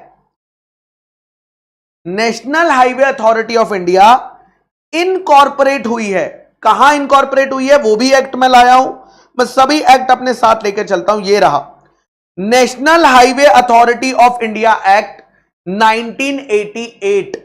तो इसका जन्म हुआ है NHAI एक्ट 1988 के अंदर दोस्तों। तो ये भी क्या है, सिर्फ बॉडी कॉर्पोरेट है, क्योंकि ये कंपनीज एक्ट में तो बनी नहीं है। तो NHAI और फूड कॉर्पोरेशन ऑफ इंडिया दोनों ही सेपरेट लीगल पर्सन है, कॉमन सील, परपेचुअल, सब कुछ है, लेकिन बॉडी कॉर्पोरेट होने की वजह से। क्लियर है सभी को? Yes sir. आगे चलते हैं। ठीक है, चलिए बंद कर देते हैं बाकी चीजें। तो हमने डेफिनेशंस में बहुत सारा पढ़ा दिया भाई साहब। अच्छा कह रहा है मुन्नी ब्रेक मत दो। कंपनी पढ़ लिया, बॉडी कॉर्पोरेट पढ़ लिया। अब मैं आगे 3 टाइप की कंपनीज पढ़ाना चाहता हूं। ठीक है, 3 टाइप की कंपनीज पढ़ाना चाहता हूं। क्या आप लोग रेडी हैं? सर ब्रेक देके पढ़ा देना, ठीक है। एक मैं आपको पढ़ाना चाहता हूं, होल्डिंग कंपनी क्या होती है। फिर मैं आपको पढ़ाना चाहता हूं सब्सिडियरी कंपनी क्या होती है, और एक मैं पढ़ाना चाहता हूं एसोसिएट कंपनी क्या होती है। एग्जाम में ये आता है, इंपॉर्टेंट है, होल्डिंग और सब्सिडियरी पर सवाल आता है दोस्तों, एग्जाम के अंदर आता है। 3 मिनट का मुन्नी ब्रेक लेंगे और फिर हम लोग आगे चलेंगे। कोई बढ़िया सा गाना गाएंगे उस 3 मिनट में, आइए।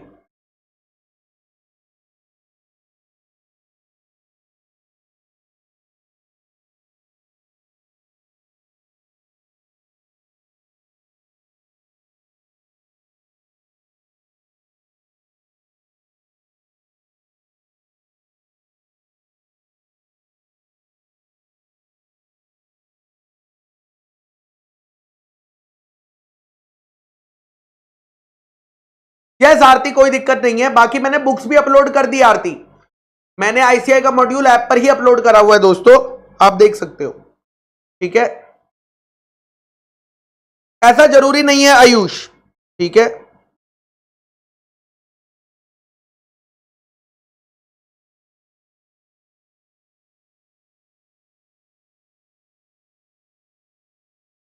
एलएलपी बेटा सबसे last point, body corporate, LLP the body corporate, ये कहां लिखा है? एलएलपी एक्ट में लिखा है।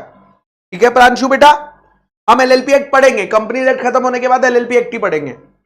चलिए, पहाड़ों के ऊपर जंगलों के पार, देखो कौन अपने शहर आया यार, निंजा हथौड़ी अपने घर आया यार, बड़ी बड़ी आंखें और मुंह है छोटा सा, सिर पे है टोपी और गाल मोटा सा, तेजी का इसकी नहीं कोई ठिकाना, कितना है पक्का देखो इसका निशाना, हथौड़ी हथौड़ी ये है अपना यार, हंसता और हंसाता है ये असली निंजा, मैं हूं एक निंजा, कूल ड्यूड जैसा इसका स्टाइल रहेगा, दोस्तों के लिए बड़ी मेहनत करेगा, तेजी का इसकी नहीं कोई ठिकाना, फिर से है पक्का देखो इसका निशाना, हथौड़ी हथौड़ी ये है अपना यार।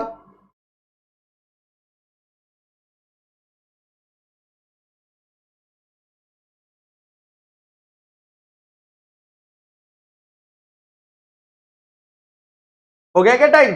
अभी है, थोड़े से टाइम है। चेतन थोड़ा सा होगा, बाकी एडवांस होगा। ठीक है चेतन,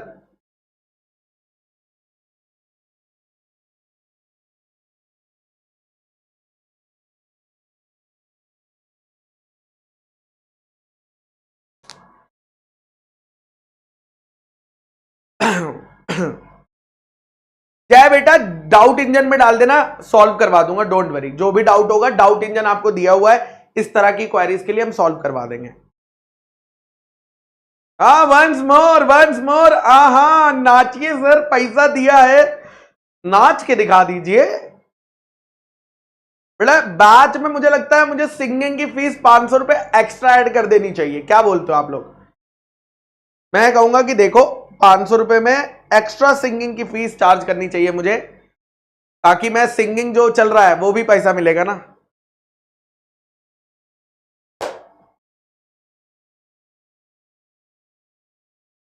हाँ रजत कह रहा है सर जैसे आपने सीए फाउंडेशन में हमें मॉड्यूल में ही हाईलाइट करा दिया था, क्या यहां पर आप ऐसे हाईलाइट कराओगे या नहीं कराओगे?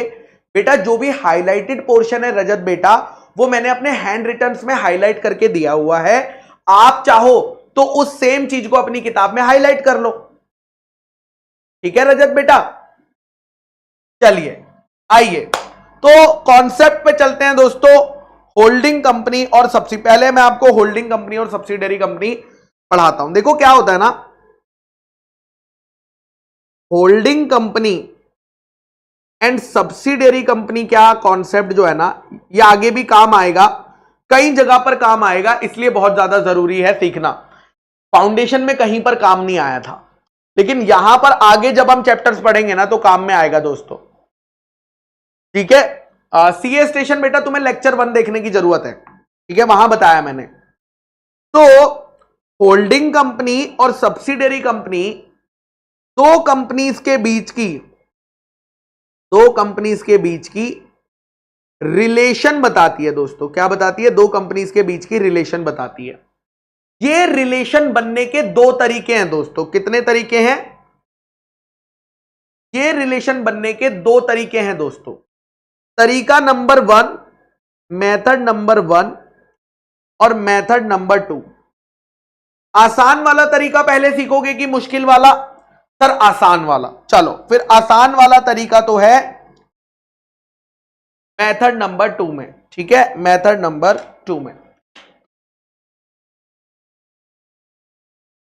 ठीक है? आइए क्या कहता है मेथड नंबर 2? कहता है अगर एक कंपनी दूसरी कंपनी की मोर देन 50%, अगर एक कंपनी दूसरी कंपनी की मोर than 50% of total voting power hold करती है या एक्सरसाइज करती है, तो हम कंपनी 1 को बोलते हैं होल्डिंग कंपनी। हम कंपनी 1 को क्या बोलते हैं? होल्डिंग कंपनी बोलते हैं। और कंपनी 2 को हम बोलते हैं सब्सिडियरी कंपनी, ठीक है? सो ये जो कंपनी है इसे सब्सिडियरी कंपनी कहा जाएगा और ऊपर वाली कंपनी को होल्डिंग कंपनी कहा जाएगा। आइए कुछ एग्जाम्पल्स लेकर सॉल्व करने की कोशिश करते हैं। Example number 1, example number 2, example number 3, example number 4, example number 1, example number 2। चलिए तो फॉर एग्जाम्पल एक कंपनी अगर दूसरी कंपनी में 15% होल्ड करती है, तो क्या इन दोनों कंपनीज के बीच होल्डिंग सब्सिडियरी रिलेशन है या नहीं है? क्या इन दोनों के बीच होल्डिंग सब्सिडियरी रिलेशन है या नहीं? तो बेटा कितना होना चाहिए था? More than 50% of total voting power होनी चाहिए थी। तो the answer is no holding subsidiary, ठीक है? दूसरा, अगर एक कंपनी दूसरी कंपनी में 50.00% होल्ड करती है, 00% होल्ड करती है, क्या होल्डिंग सब्सिडियरी रिलेशन होगा या नहीं होगा? बेटा मोर देन 50% चाहिए, तो again answer is no holding subsidiary relation, no holding subsidiary relation. उसके बाद दोस्तों कंपनी 1 कंपनी 2 में 51% होल्ड करती है, 51% होल्ड करती है। सारे बच्चे बताएंगे होल्डिंग सब्सिडियरी है या नहीं है। तो दोस्तों क्योंकि मोर देन 51% है तो होल्डिंग कंपनी 1 क्या हो जाएगी, होल्डिंग, और कंपनी 2 हो जाएगी सब्सिडियरी। ठीक है। उसके बाद अगर कंपनी 1 कंपनी 2 में 100% होल्ड करती है, 100% होल्ड करती है, तो कौन सी रिलेशन हो जाएगी दोस्तों,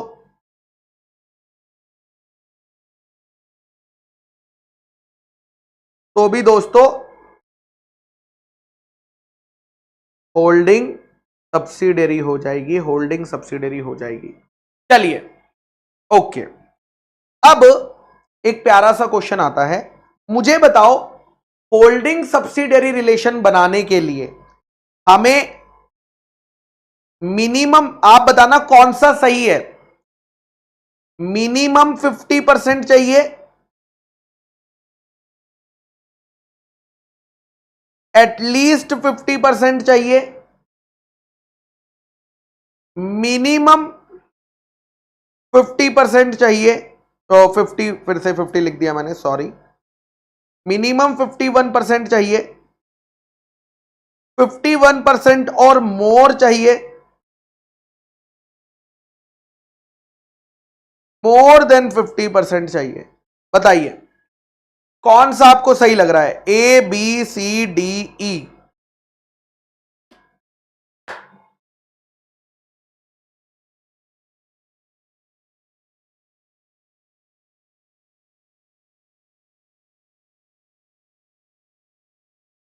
बादलों की तरह ही तो, मुझे पता था बहुत बच्चे यहां पर गलत आंसर देते हैं, चलिए कोई बात नहीं, मैं एक एग्जांपल लेता हूं। ठीक है, मैं एक एग्जांपल ले रहा हूं, कंपनी 1 कंपनी 2 में, कंपनी 1 कंपनी 2 में 50% होल्ड करती है, कंपनी 1 कंपनी 2 में 50% होल्ड करती है। क्या इन दोनों में होल्डिंग सब्सिडियरी रिलेशन है या इन दोनों में होल्डिंग सब्सिडियरी रिलेशन नहीं है? क्या बोलना चाहोगे दोस्तों, क्या इन दोनों में होल्डिंग सब्सिडियरी रिलेशन है या इन दोनों में होल्डिंग सब्सिडियरी रिलेशन नहीं है? तो दोस्तों क्योंकि ये मोर देन 50% है, क्योंकि ये मोर देन 50% है, इसीलिए इसीलिए मेरे बच्चा, इसीलिए मेरे बच्चा the answer is yes, holding subsidiary. तो करेक्ट आंसर इज ई। ठीक है, ई ई ई ई फॉर एलिफेंट। ठीक है, मोर देन 50% होना चाहिए, चाहे फिर 50% से थोड़ा सा ही ज्यादा क्यों ना हो। ओके सर, आगे चलते हैं और क्वेश्चंस एग्जांपल्स लेते हैं। मान लीजिए company 1 company 2, company 1 company 2, company 1 company 2 के अंदर दो तरह के शेयर्स हैं, इक्विटी शेयर्स हैं और प्रेफरेंस शेयर्स हैं। इक्विटी शेयर्स है, प्रेफरेंस शेयर्स। इक्विटी शेयर्स हैं 1 लाख, प्रेफरेंस शेयर्स हैं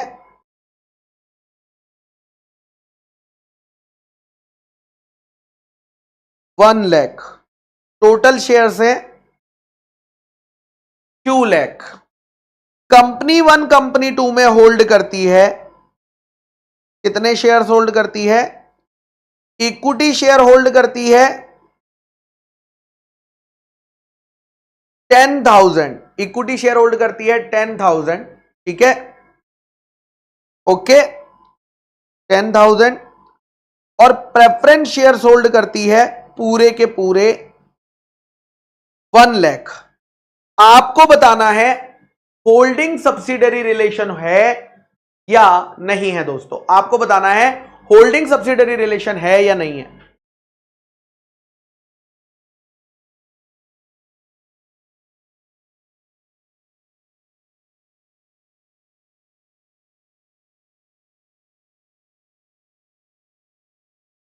तो दोस्तों अब एक प्यारा सा क्वेश्चन आता है कि हमें कौन से शेयर्स कंसीडर करने पड़ेंगे रिलेशन निकालने के लिए, इक्विटी वाले लेंगे या प्रेफरेंस वाले लेंगे या दोनों लेंगे दोस्तों, इक्विटी वाले, प्रेफरेंस वाले या दोनों। तो लॉ कहता है मोर than 50% of total voting power. Voting power की बात होती है दोस्तों। वोटिंग पावर नॉर्मली ठीक है, वोटिंग पावर किसके पास होती है, इक्विटी शेयर्स के पास होती है दोस्तों। Normally voting power equity shares के पास होती है, इसीलिए हम लोग कैलकुलेशन करेंगे 10,000 डिवाइड बाय 1 लाख इंटू 100। मेरे पास कैलकुलेटर नहीं है, आपके पास है क्या? लो, मिल गया, रिच ऋषभ रोरा सर का कैलकुलेटर मिल गया दोस्तों।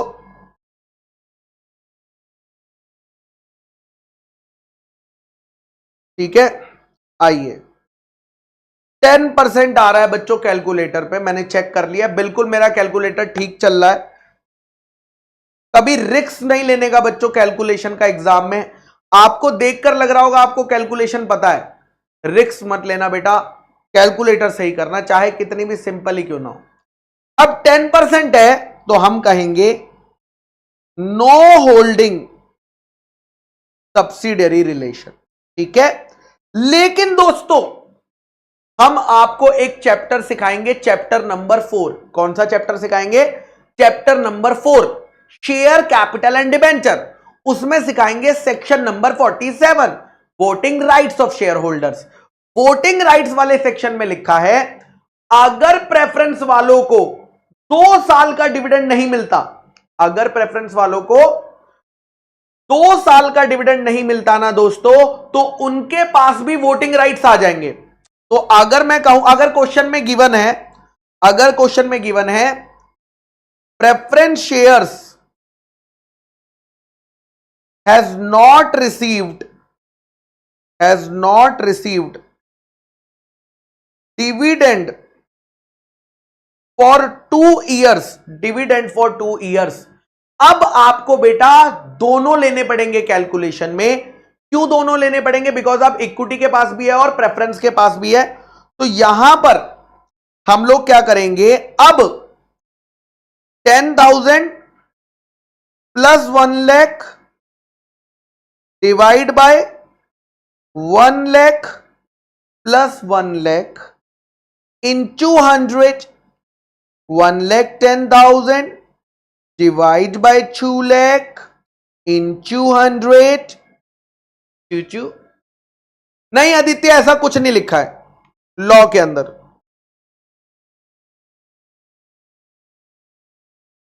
ठीक है आदित्य, चलिए तो अब आ गया ये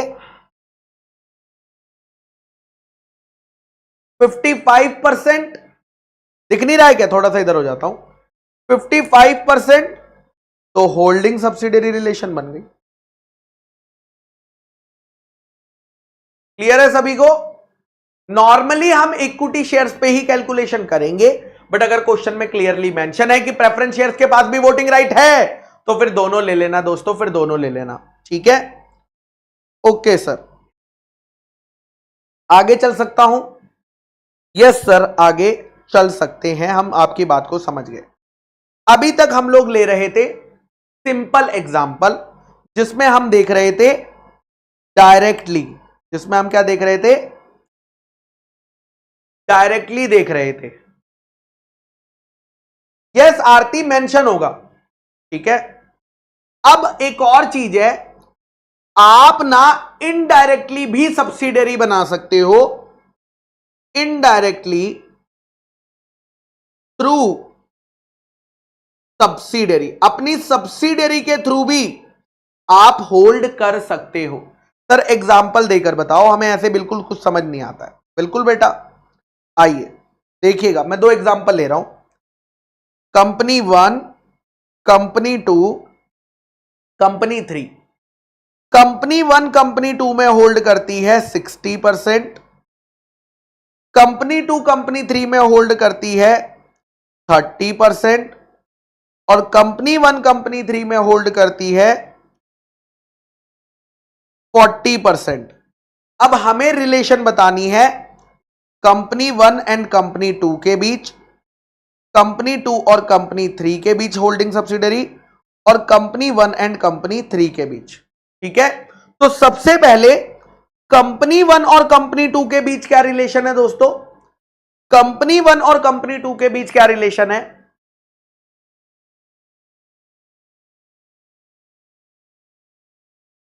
हरीश बेटा, तुम सबको बस बोल बोल के स्कीम बता दो,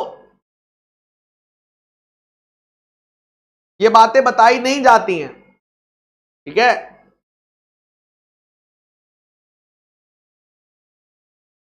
चलिए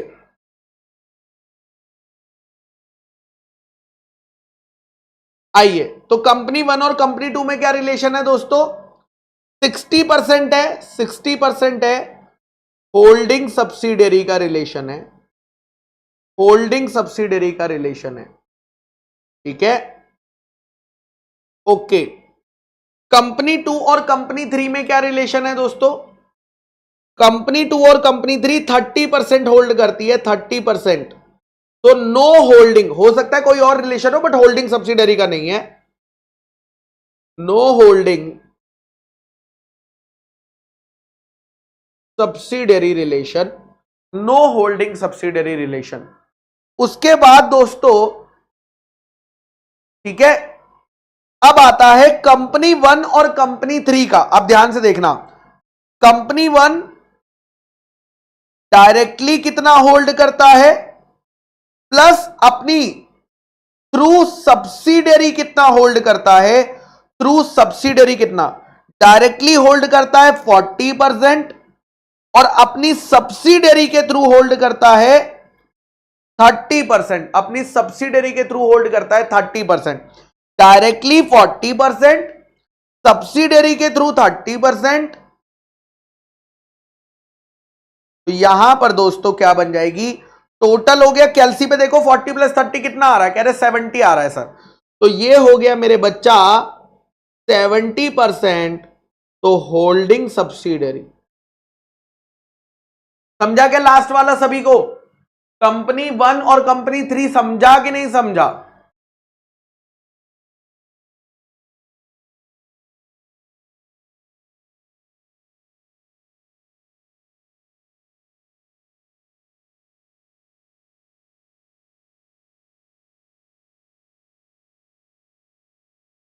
समझ गया दोस्तों? पक्का? झूठ तो नहीं बोल रहे? चलो अभी प्रूफ हो जाएगा आप झूठ बोल रहे हो कि नहीं। ठीक है, अभी पता चल जाएगा। ओके, आइए देखिएगा, कंपनी 1 होल्ड करती है कंपनी 2 में 30%, कंपनी 2 होल्ड करती है कंपनी 3 में 30%, कंपनी 1 होल्ड करती है कंपनी 3 में 40%। मुझे बताओ कंपनी 1 और कंपनी 3 के बीच का रिलेशन होल्डिंग सब्सिडरी का है या नहीं है? होल्डिंग सब्सिडरी का है या नहीं है? ओके उस सब बेटा,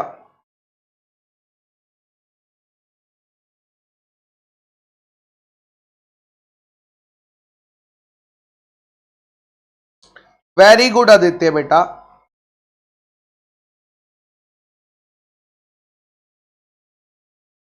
तो दोस्तों कंपनी 1 डायरेक्टली कितना होल्ड करती है,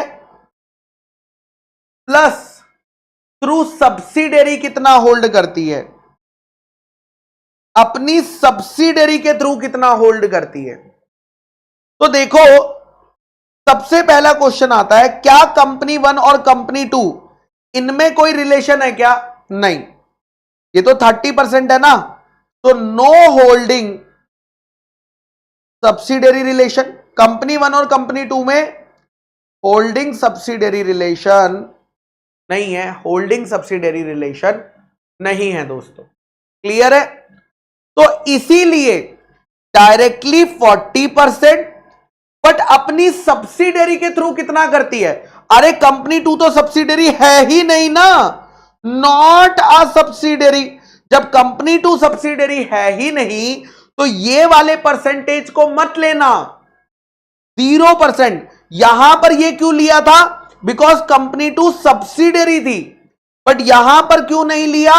क्योंकि कंपनी टू सब्सिडरी है ही नहीं, तो हम इसको काउंट नहीं करेंगे। तो आंसर आ गया 40%, no holding subsidiary, no holding subsidiary. Clear है क्या? जो बच्चे होल्डिंग सब्सिडरी बोल रहे थे, कौन बोल रहा था जरा मैं देखूं? प्रांशु बोल रहा था, प्रांशु बोल रहा था दोस्तों, प्रांशु। चलिए,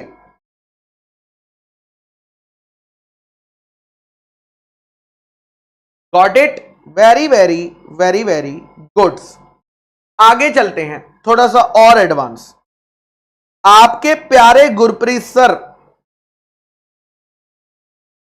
कंपनी के अंदर 70% होल्ड करते हैं, क्या होल्डिंग सब्सिडरी रिलेशन है या नहीं है?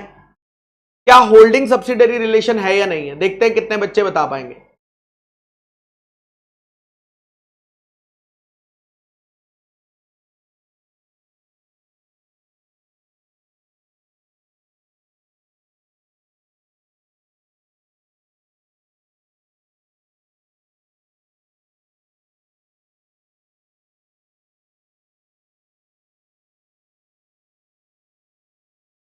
आदित्य ने यस कहा है, आयुष ने यस कहा है, ओके। रजत ने यस कहा है, ओके।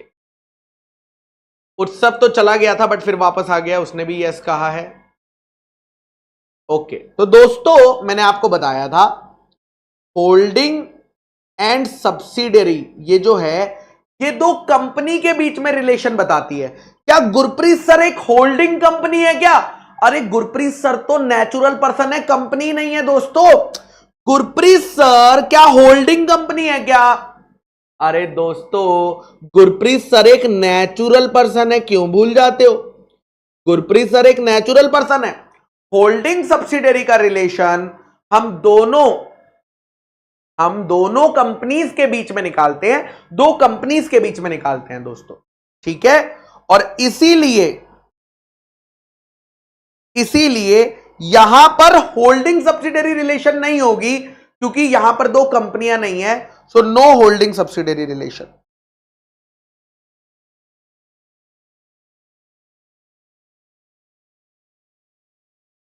चलिए होमवर्क क्वेश्चन देता हूं एक आज आपको बढ़िया सा बना के, आपको मजा आ जाएगी। क्वेश्चन नंबर 1 होमवर्क आप ट्राई करिएगा, बहुत अच्छा क्वेश्चन है। A limited holds 3 lakh equity shares in, तो भी नहीं होगा ना उत्सव, बिकॉज जीएसडब्ल्यू को एक पार्टनरशिप फर्म है, बट जीएसडब्ल्यू प्राइवेट लिमिटेड एक कंपनी होगी, ठीक है उत्सव। तो A limited hold 3 lakh equity shares in B limited. B limited has total equity shares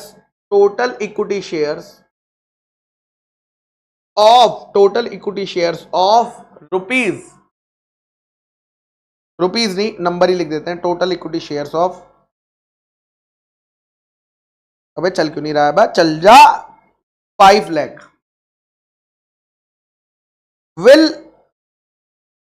will A limited be considered as subsidiary company of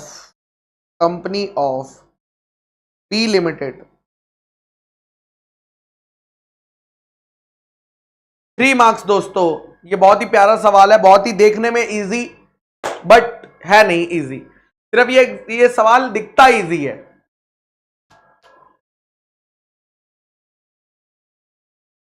ठीक है, ओके दोस्तों। अभी हमारा पूरा नहीं हुआ है होल्डिंग सब्सिडरी का रिलेशन, अभी हमने पूरा मेथड पढ़ा नहीं है, अभी हम मेथड्स पे चल रहे हैं। कल हम लोग इसे आगे कंटिन्यू करेंगे दोस्तों, कल हम लोग इसे आगे कंटिन्यू करेंगे। ठीक है, चलिए थैंक यू। स्लाइड दिखा देते हैं आप सभी को। कल तो छुट्टी है ना, परसों करेंगे।